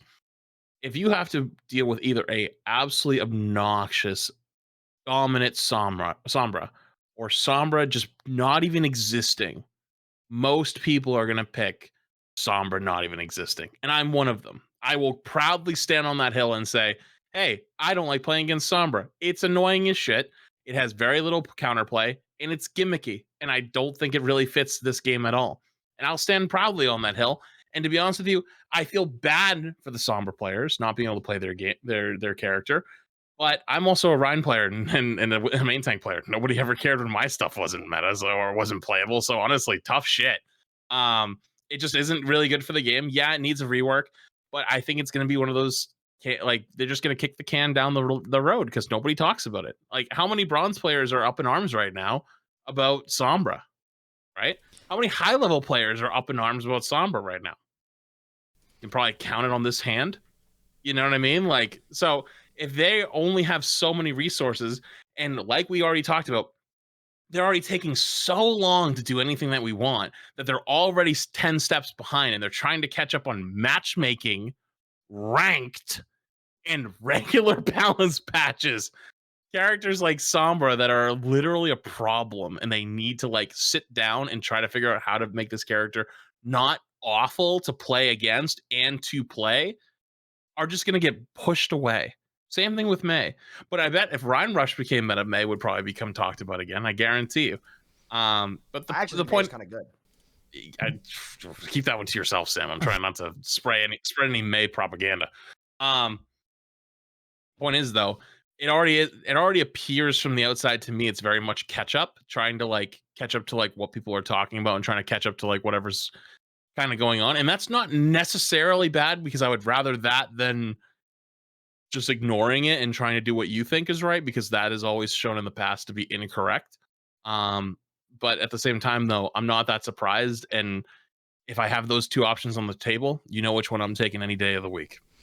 I think this again speaks quite clearly to like resources, like dev resources, right? Because this is what I was alluding to earlier as well. Like, you know, when Overwatch the PvE comes out, and I could be wrong, maybe the PvE will also be awful, and no one's got any resources, and there's just no devs around apparently, despite whatever you know they said about recruiting a bunch of new devs.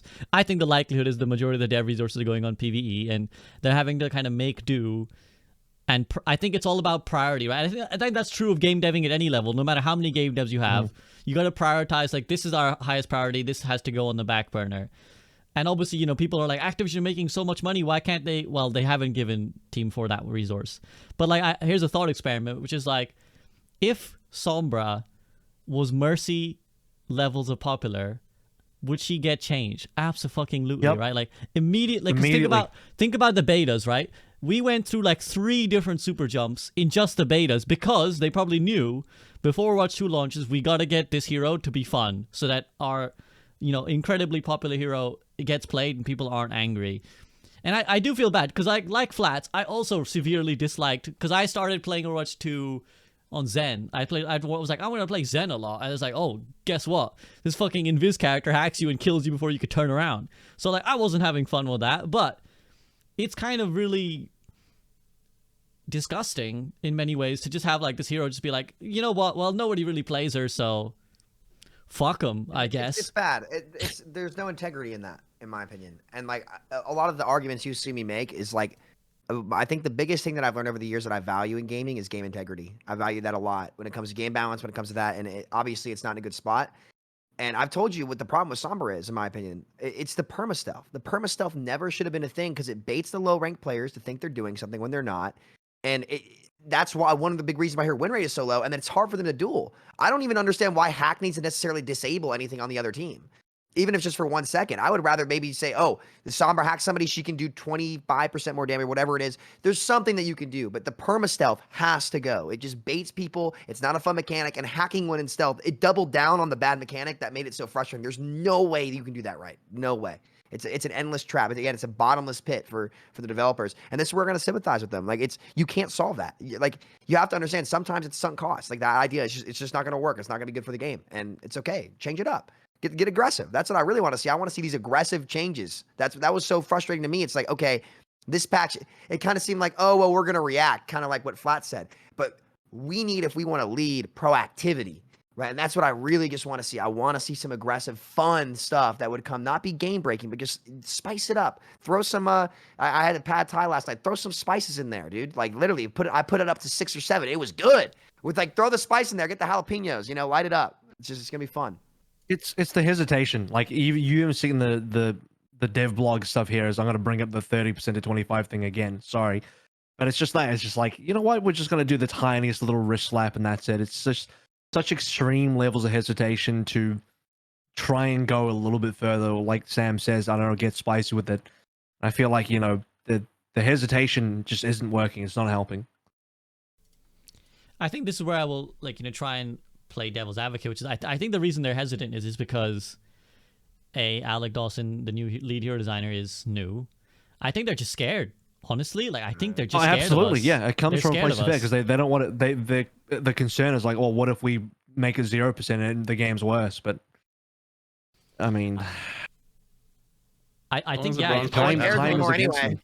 No one cares anymore anyway. So Bronze players are having fun. That's all. yeah.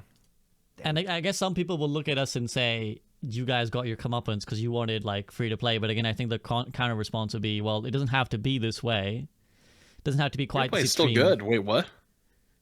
Well, as in, like, you wanted to appeal to the largest, like, pockets, the bronze player. So this is what you get.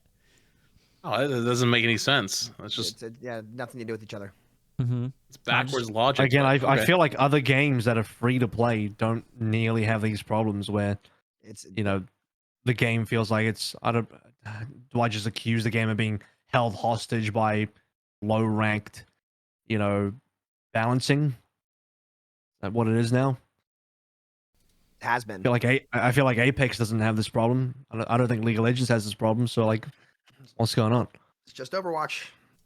Well, I Yeah. bet there'd be people that would argue that Apex is actually dying because it didn't listen to its lower level community. So like a good example of that is like Gold Res, right? Like a lot of the low rank players, like the regular 9 to 5, get out of work, playing a few games of Apex before you go to sleep kind of people loved the self-res idea because you had terrible teammates who didn't play with you. So you could get a gold res, run around the map, just have a good time. And then when you went down in a mid fight and your teammates left you because they're not trying to be helpful, they're just trying to get some kills themselves, you just crawl away and you res yourself. And that was awesome to them. That was a good time. Like you didn't have to rely on these other people. But in high level play, gold res gave you the biggest shield in the game. Like you had like 900 or something self shield. And I remember there was actually a game I played of Apex way back when. It was like me and Emong and Karq, and it was like Karq was 1 HP and a team of 3 was trying to kill us. We were both down. We started playing double shield until he healed up to full. We're like, we've been playing this for years, dude. What do you think you guys are getting through? Like it was funny as shit. But point is, though, high level community said it was bad for the game because you did get these last circle rings where like one guy is alive and there's 3 guys with self-res and they're crawling and they're all holding shield and you can't jump over and kill them because the circle's going to kill you.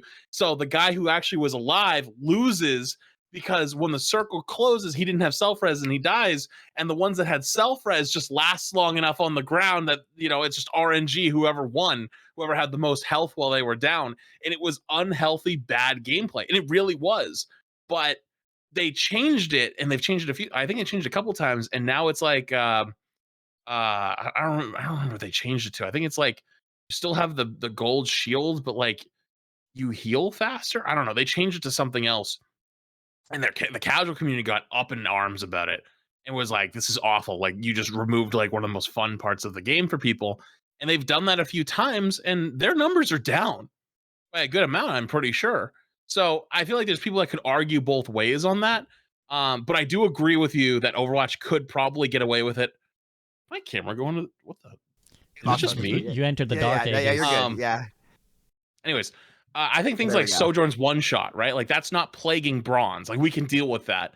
But like like let's say we wanted to make Reinhardt meta and wanted to buff Reinhardt. Well, if you buffed Reinhardt, he probably would destroy the bronze players because that's all they play anyways. And big hammer man just go boom boom and everybody falls over and dies and you can't kill him.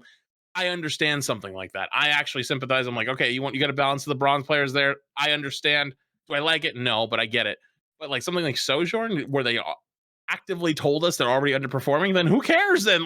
Like it's the part that they don't even get to use. So. I think giving Firestrike 10 more damage to give high rank players the ability to 2-shot squishies wouldn't really hurt bronze play or like really. No, I wouldn't either. Much.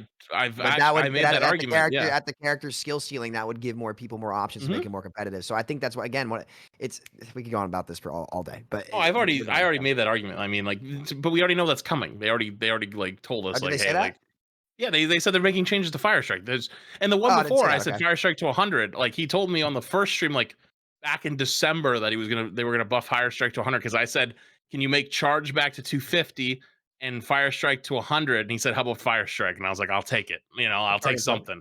I thought that not being able to charge 250 targets is dumb, which I still stand by the way. Yeah. But either way, though, do you stand by that now that Hog's been nerfed? Well, I mean, it's about the one shot of the 25 extra damage doesn't really like. Here's the thing: Hog's one shot is you can literally snatch someone from a Narnia, pull them to you, and kill them. Ryan, you have to rev up and then throw your body all the way across the map to them, connect, which the hitbox is terrible already. So there's already a 50-50 chance at best. If they don't then become intangible. Hit them, then you grab them, then you hit them into a wall. And when you hit the wall, they don't get cleansed immortality field or anything like that. Like, or you get stunned out of it. Or like, like Junker Queen knife pulls you and you fall back a little bit and you run out of gas. Like there's so many things that happen to stop the one shot. That it's like that is a very, very different one shot than Roadhog kidnapping you. You know what I mean? Like, So I think you knew that though. You were just lobbing it up. He just wanted to, Yeah, yeah. so I was curious what you're gonna say. Yeah.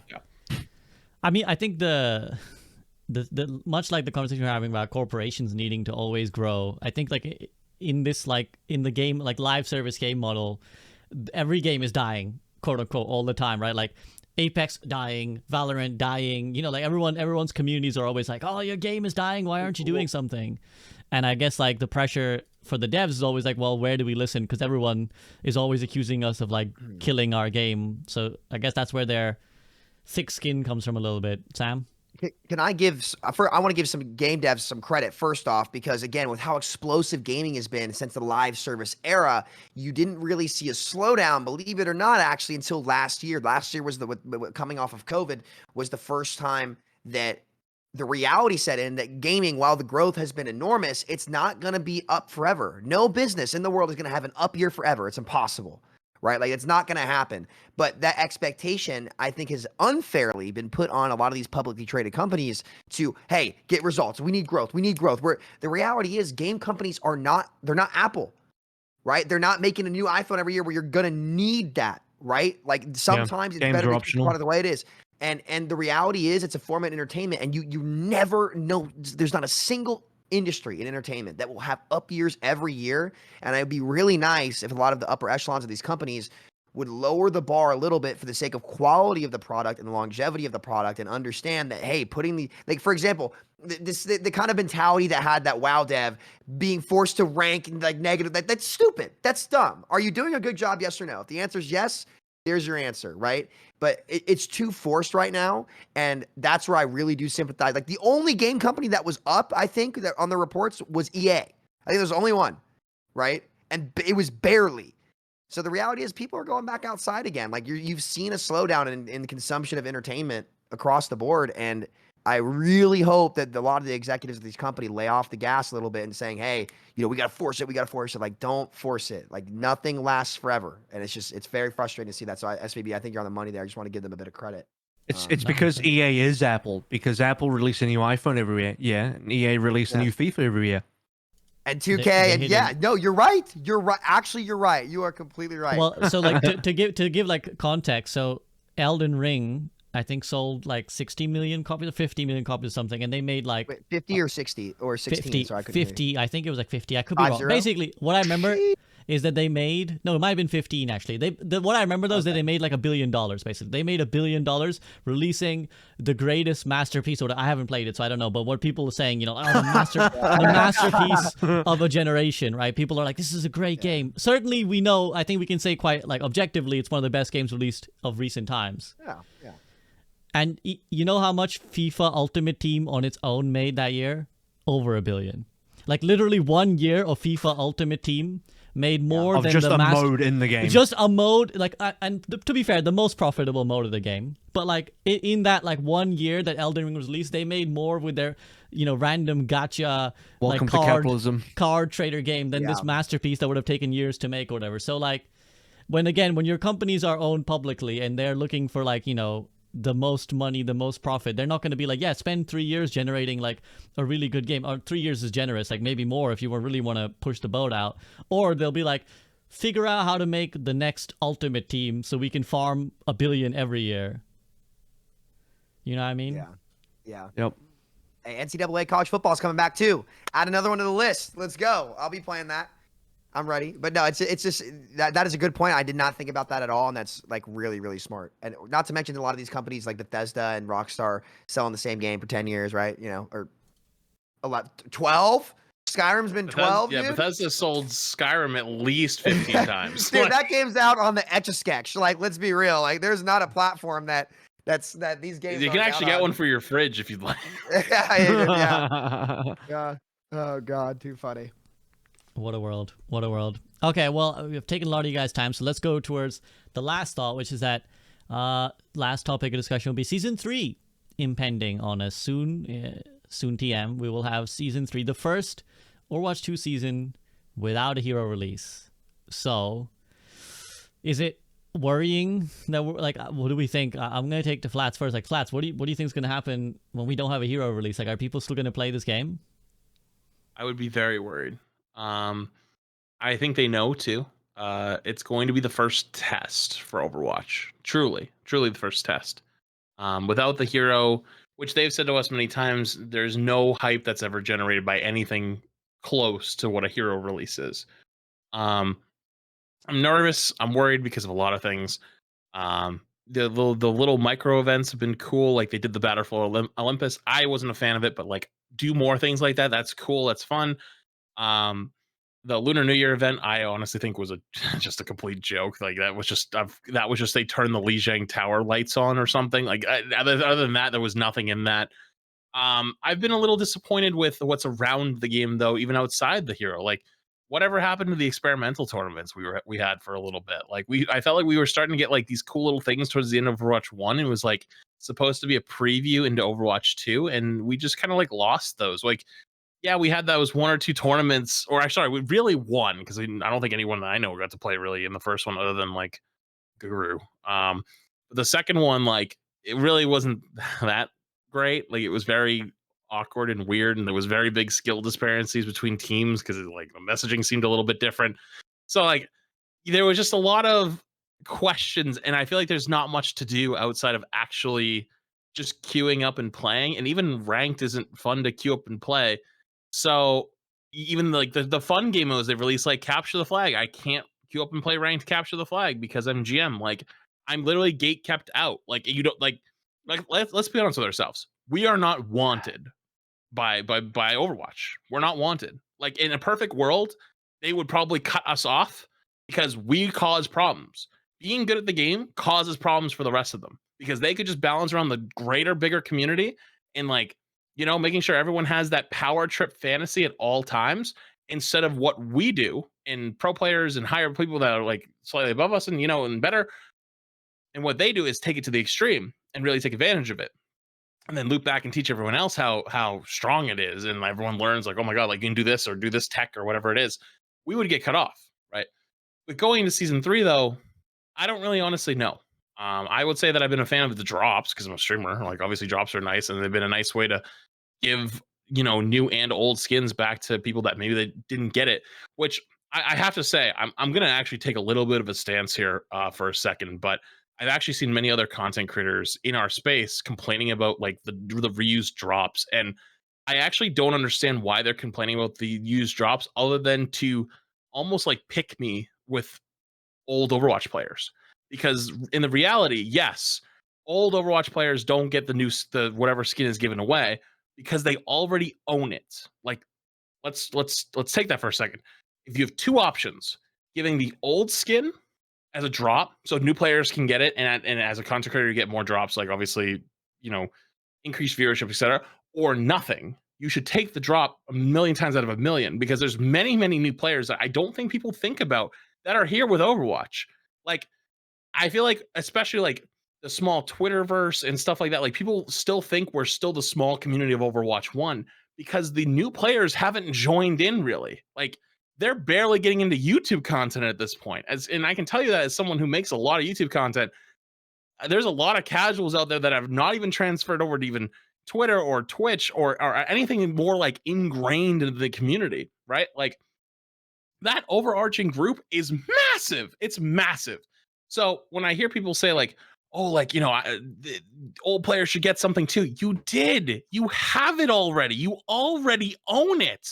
Let's be honest with ourselves. It's entitlement because you're like, someone else is getting a shiny new toy. I deserve one too.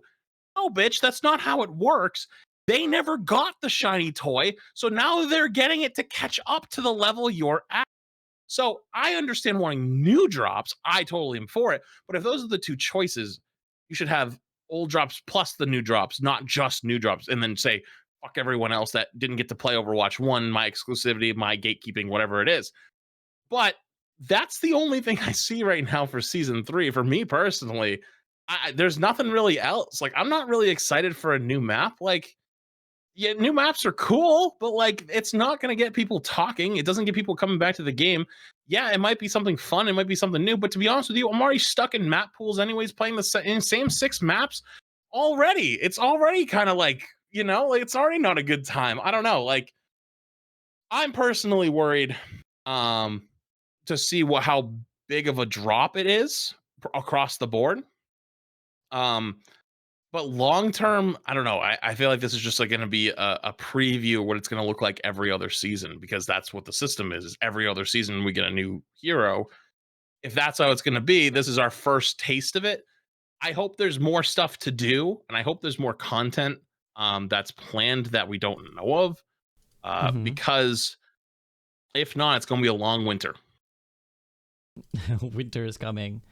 I'd like to think that long term, this is where the PvE will slot in to kind of fill the gap, but certainly, for the short term, this might be a problem. AVRL, what do you feel about the sort of, the potential when this game is not going to have a new hero? It's just scary, man. Without PvE, I don't know if there's going to be enough to tide people over, because you need the new heroes coming out to get people back into the season. Like, they're going to have to be mega aggressive, I think, with the balance changes, that is, because I'm going to find it hard to see other ways where they're going to be able to entice people to come back. Because, like, if there's not a new hero, okay, there's a new map, but like Flight said, it's not that exciting. If there's not some exciting balance changes to at least draw people in as a novelty, or not even as a novelty, but to make the game more fun, then I don't know what is going to be the thing that will entice people to play the next season, right? It does worry me a lot. Sam? It's gonna be the ultimate test, really. You have to be aggressive with balance. You have to. There's like, this is where it's like, all right, the content team has done a great job, in my opinion, on the alternative mode. I didn't really play Olympus too much, but I loved seeing the posts about it. I thought it was a really cool theme. I thought it was creative. I'm glad to see them doing it more. I think that's cool stuff, right? We like that.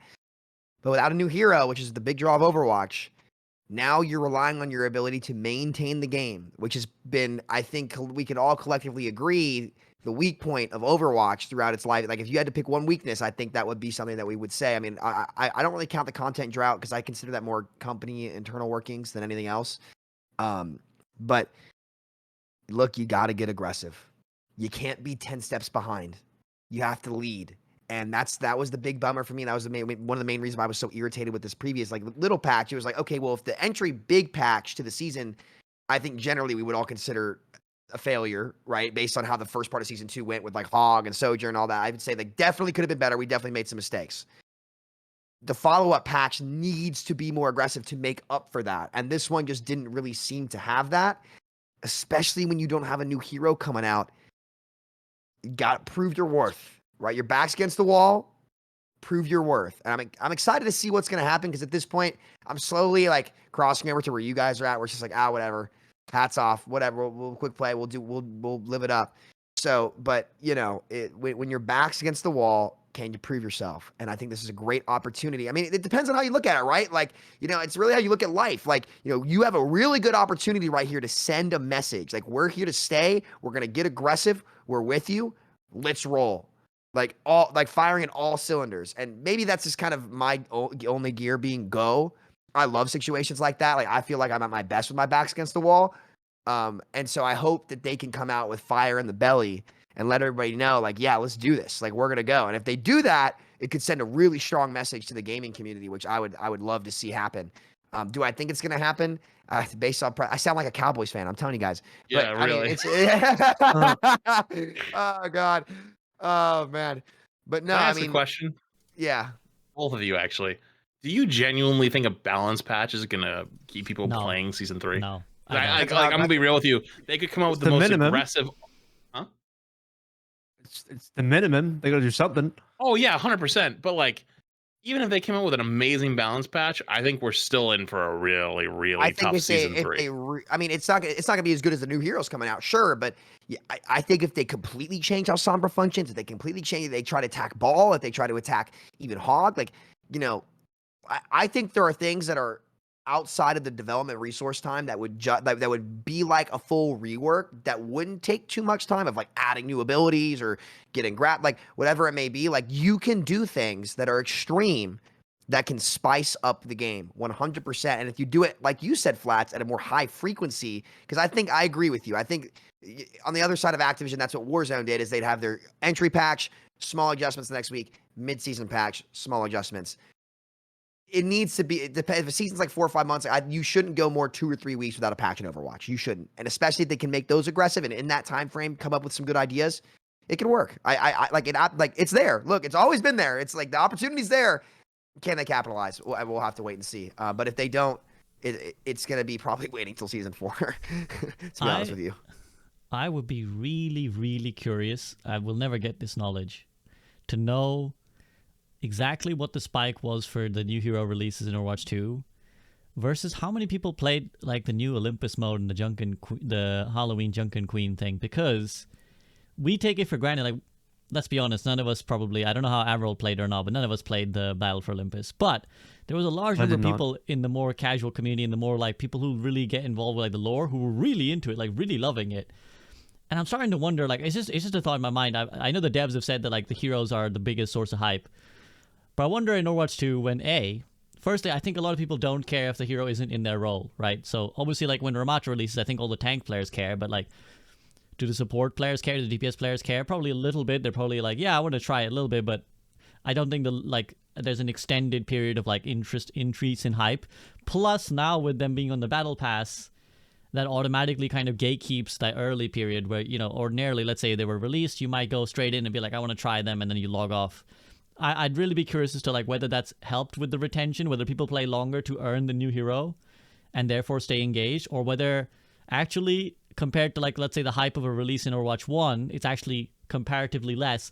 And game modes are the thing that might create more hype because people, that's like accessible to everyone, right? Like everyone can come in and play Battle for Olympus. And if there's like a new thing, because I know like back in Junkenstein, like original Junkenstein, that would really cause a spike because people were like, I really like this PvE mode, and people would come back for it. I'm very curious if that's kind of happening again with like these sort of smaller events, because I wonder if that'll happen in season 3 if they have something planned. Because I think Aaron talked about, he had like this interview, I can't remember which magazine it was now, where he said like, you know, we're working on like new modes and potentially old modes will come back too. I don't know if he's thinking about bringing back 2CP or not. I don't know, but it's kind of speculation because I don't have any answers. But part of me wonders if, yeah, go ahead, Flats. I think it depends. Like, I think like Battle for Olympus, no, but the Halloween event, like my own speaking experience, like there was over 100,000 people watching me, Seagull, Emong, and Karki play it. Like us 4 alone. Like that event was amazing. It was new. It was fresh. It was awesome. Those I think probably could, but I'm not sure about Battle for Olympus. Yeah, hard to really say when we don't have the numbers. I doubt it was the same level of popularity because obviously I think the people love the lore of Overwatch. They love the characters. So getting to see them like live out this story, I think 100% I can see why people would. So I'm curious. It depends what they will have something. I doubt they're going to let the season go and have like nothing. It's not going to just be like, here you go, guys. Because again, I agree with Flats. I don't think a balance patch is going to be the hype that they're like, guys, we brought a new balance pass with us. Like, is that going to bring people? No, that's not going to bring people. So, yeah, they're going to have something. It just depends on how substantial and meaty that something is, I suppose. And I actually think it might not be so bad if that mode is good, if it's, like, worthwhile. But, again, all speculation. Any other thoughts on that? And then we'll just head to rapid-fire questions, unless you guys have anything else to add on Season 3. I have one thing, but it's not Season 3 related. Oh, yeah, go ahead. If we're making a wish list of things that we want, and like things that we can kind of ask for and go to the future, I actually think that unironically, creator codes would be nice for people. I think that it would bring a lot of people attention to the side that maybe we don't already do, like for talking about for skins and talking about long-term longevity for a lot of creators, especially the small to mid-level creators who are like right around that balance of like they can only play Overwatch and that's it all day long. Creator codes would probably help them out a ton, and it would make people more interested in your game and a lot more like kind of how Fortnite did. And Fortnite, I think a lot of people underestimate how powerful creator codes in making those creators talk about a lot of those things that maybe people care about, but the competitive players don't care about. And because most of the streamers and content creators are competitive people, they don't care about the casual stuff as much. That would give people a reason to talk about it a little bit more. And it sounds kind of shitty, but it's legitimately the truth for both sides. And I think that's something they should honestly look into quite a bit for long-term longevity of not only the game but creators as well. Fair. AVRL, Sam, any thoughts Any on creator codes? I mean, there's no downside. Obviously, be a good thing, but I think it's one of those classic things. Like, yeah, but we got other things we're working on right now. We got other priorities. I think so. Let's just I get think pushed so back. as well. Man, That's always going to happen though, no matter what. Flats. I've been saying that to them since 2020. It was a meme. I just give up on asking it. It's whatever. I mean, hey, you know what? That's fine. They can give up on asking it, but like we know what the right call is, and it's like if you want to not take the advice, that's fine. But it's like I don't think it's one of even us is right. It's in their hands. My problem with it is probably I wouldn't even think that's in Aaron's hands. I think that's upper end Activision. Good luck. True, but Warzone has them. They can't even flats. They can't even keep servers up in China. Do you think they're gonna get you a creator code? No, Come of course on, not. man. But if we're talking about all the things they should do, that should be something that gets brought up. And I think people are afraid to bring it up because it's the idea of like selling out. That's like legitimately the truth. Like, no, people don't want to bring it up and talk about it because like, oh, because you only want it because of money. But it's like, yeah, obviously I'm going to get paid for it, but I get paid for making my content no matter what. What I'm talking about is like long-term growth and talking about their ecosystem that they have. Yes, like there's a lot of things that are in there that people maybe are afraid to talk about. So that's probably why. But again, though, they've been reacting the entire time. Most of the patches, most of the thing we see is reaction. If you don't talk about it, you don't bring it up, it's never going to happen. So, yeah, real and true. There's also the creator paradox, which is like if you're negative, shut the fuck up. Why do you still play this game? And if you're positive, chill. So like, you know, at least if you're a shell, you get paid now. That'd be awesome. Yeah. You know? Yeah. No, for real. Like you just can't. There's no winning on that front anyway. So it may as well get your money. Okay, quick fire questions then. So again, for those who are like, I know a lot of you guys drop questions in the chat, but you know we have a separate channel for it in my Discord server just to sort it out quicker. So we have quick fire. We're gonna run through these. Why can't we have a mode selection like Call of Duty? So pick things like 5v5, 6v6, push, assault. For quick play and competitive, would that not be better? Anyone with any response? Well, first of all, the 5v, maybe you could pick it for like assault and stuff, but I don't think they'd want to. That would mess the queues up, right? Because then, you know, your queues would take longer because it would depend on how many other people are queuing for that. But the whole 5v5, 6v6 thing is like, why can't they just add 6v6 in?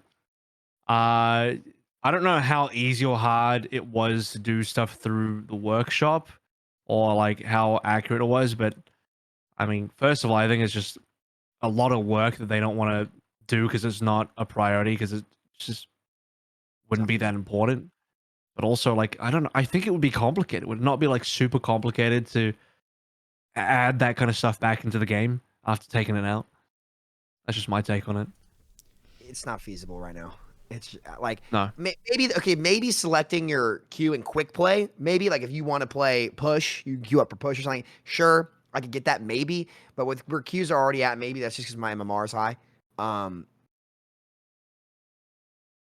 I think there are more important things to knock out first, and then that's something you can talk about like maybe a year or two down the line for Overwatch, but probably not right now. Not a bad idea necessarily.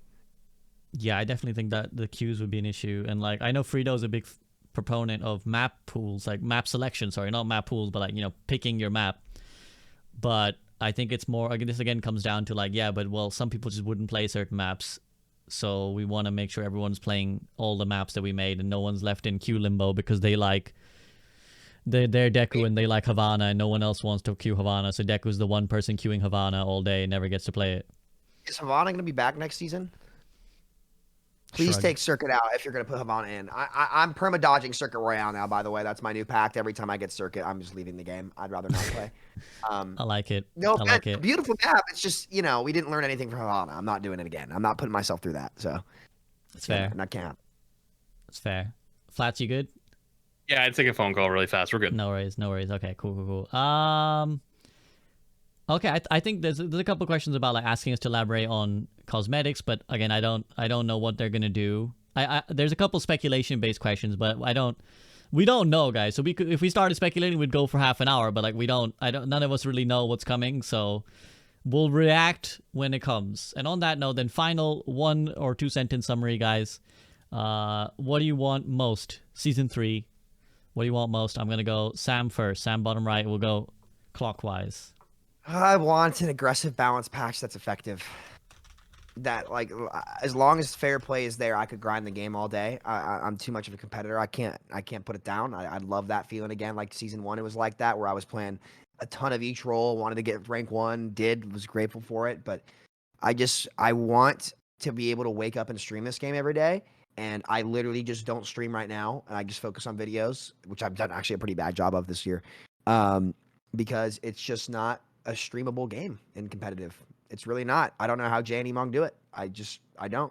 So I would love to see improvements and please bring back stacking, guys. Like, don't give me this nonsense of, oh, well, we care about the win rates and the stats of these groups. You don't care. There's diamonds in our game. Okay. It's past that point. We're going the more open route. Open it back up and you'll see competitive start to thrive because the streamer stacks are going to play together. And you'd be surprised. I think you might see a lot of groups running into each other a lot more. It might have a positive effect, but we'll see. I just like to see that change. Fair. AVRL? Sam stole my answer. I also just want to see really aggressive patching. I think they're just being way too hesitant. I think they're trying to play it way too safe, and with that, it's just not really serving anybody. I don't think anybody wins when they do these like really soft patches. And I feel like they're at least on the right path with certain stuff. Like they do want to address things. It's just the severity of how they're addressing them. It could be a little bit more, and then I'd be a bit happier. I'd like to actually, you know what? You want something really on the wish list? Yeah, please actually just get rid of the alt retention on hero swaps. I just wanted to totally delete that, honestly.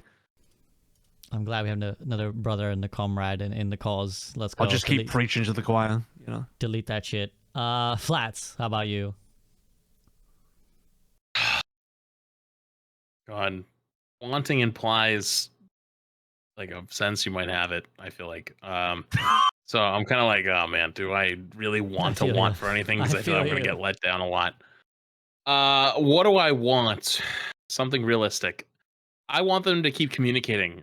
They've started to pick it up a little bit very recently with the explaining their thoughts behind the balance patches and the things they're working on behind the scene. And then obviously today we have this Aaron dev blog and stuff. Like, I think they need to keep ramping that up a little bit more and keep expanding it, because I think one of the important things, and I talked about this on my the end of my stream after Alec had hopped off, was whether or not you disagree with this patch, like you should still be like supporting these types of things happening, like them talking about it and coming out and being like, hey, like, you know, this is what we think about Genji, or this is what we think about Ryan, or this is how we're thinking right now about this character, because that's really important to know kind of what they're talking about, what they're thinking about, because you can kind of interact and give some feedback then and be like, hey, like, you know, are you guys even like thinking about Sombra? Like, there's probably a lot of people out there, you know, all 8 Sombra players are thinking, hey, you know, like, are you thinking about Sombra at all? Like, I feel like we've been left behind. And then they can come out and say, hey, yes, we are actually, and we're looking into changes here, here, and here. And that's stuff we didn't have in the past, you know? And so those 8 Sombra players all get a little bit of an answer, which is nice. And I think those are things that are very, very important. And those are tangible things that we can actually hope for and kind of ask for and improve upon. That we can kind of like hold ourselves kind of accountable for, because like we can kind of like want to have more of it and like interacting with it and having a positive, good feedback to it. Whether we agree or disagree with the changes, which I think is important. But also doesn't put the hopes too high. Yeah, I agree, because actually it's a good point you brought up, because actually Jared actually interacted with one of my I made a little angry Twitter post, which is like, I can't believe the devs haven't done anything about a 30% ult charge thing. And Jared, who's again the executive producer of Overwatch, came in and was like, we're actually looking at it like our silence is not like ignorance to it. We've actually been talking about it. I see now that their action was 30 to 25%, which I'm not a big fan of, but hey, at least they acknowledge that they, you know, saw it as a problem and they're working on it. And the reason I bring it up is because some people were like flaming him on Twitter and like then like tagging that's him with just Twitter. Other questions about like, Jared, why do skins cost so much? It's like, dog, it's just not what he's doing. Or when I'm sure Alec got a lot of questions flats where it's like, why don't they do this, Alec? And it's like, dude, it's just not his department. Like, people have specific jobs. They literally aren't involved in every aspect of Overwatch ever. So, like, you know, Alec has no bearing on the shop prices, I'm sure. So, you know, I think people have to learn to respect that devs are humans, and we can criticize the devs as a collective and be like, Blizzard are doing a bad job. But, like, I think, yeah, let's be appreciative for the fact that the individual devs have done a lot to try and communicate with us and try to, you know, bridge that gap between dev and community, which I think is important, whether or not we disagree with exactly what they've done. So I think that's a good thing to bear in mind. In terms of my concluding wish list, yeah, again, I think it's like I'm not going to sit here and be like, I want a really good balance patch, because like then that implies that I got to sit there with my hopes up and then I'll get them shot down again. So like I'm much more laissez-faire. I'm like, you know what? As long as they give something fun for the community, like with the Season 3 launch, I'm okay with that. Like something that gets a little buzz. That's all I'm looking for. Like a new mode or whatever that they've got planned that's like, hey, everyone's got talking about this thing now. So something that gets the community excited, because we know like bigger things are coming soon enough. We know the PvE is coming this year. So that's where like I think all major eyes are on. So until then, tide us over with something nice and I'll be happy. So on that note, thank you very much, gang. It's been another fantastic time. We had some good takes today. I think we had some good rants today. So it was a good I one. ain't gotten red in a while. I turned to Tomato Town for a little bit there. I don't know. I've done it. I'm like, you know, it's like days since incident for the Hulk. That's like me just with going blood red. We'll have to get a second Samito emote on my channel, because we have the one where you like, you know. Dude, I still that still haunts me. I was like, I haven't had an epiphany like that in years, dude. And I was just like, I just the gears. I don't know. Now we'll have the Samito red emote. Samito just like, oh, super red, Blizzard. Oh God. We'll have a whole plethora of Samito emotes. But thank you as well to AVRL and Flats for joining me as always, guys. It has been fantastic talking to you. I hope that the next time we speak, it'll be for optimistic conversations about all the awesome things Overwatch are doing. But if not, then feel free to lose our minds collectively. As a unit, baby. All right. See you fellas later. All right. Peace out. See you in a bit, guys.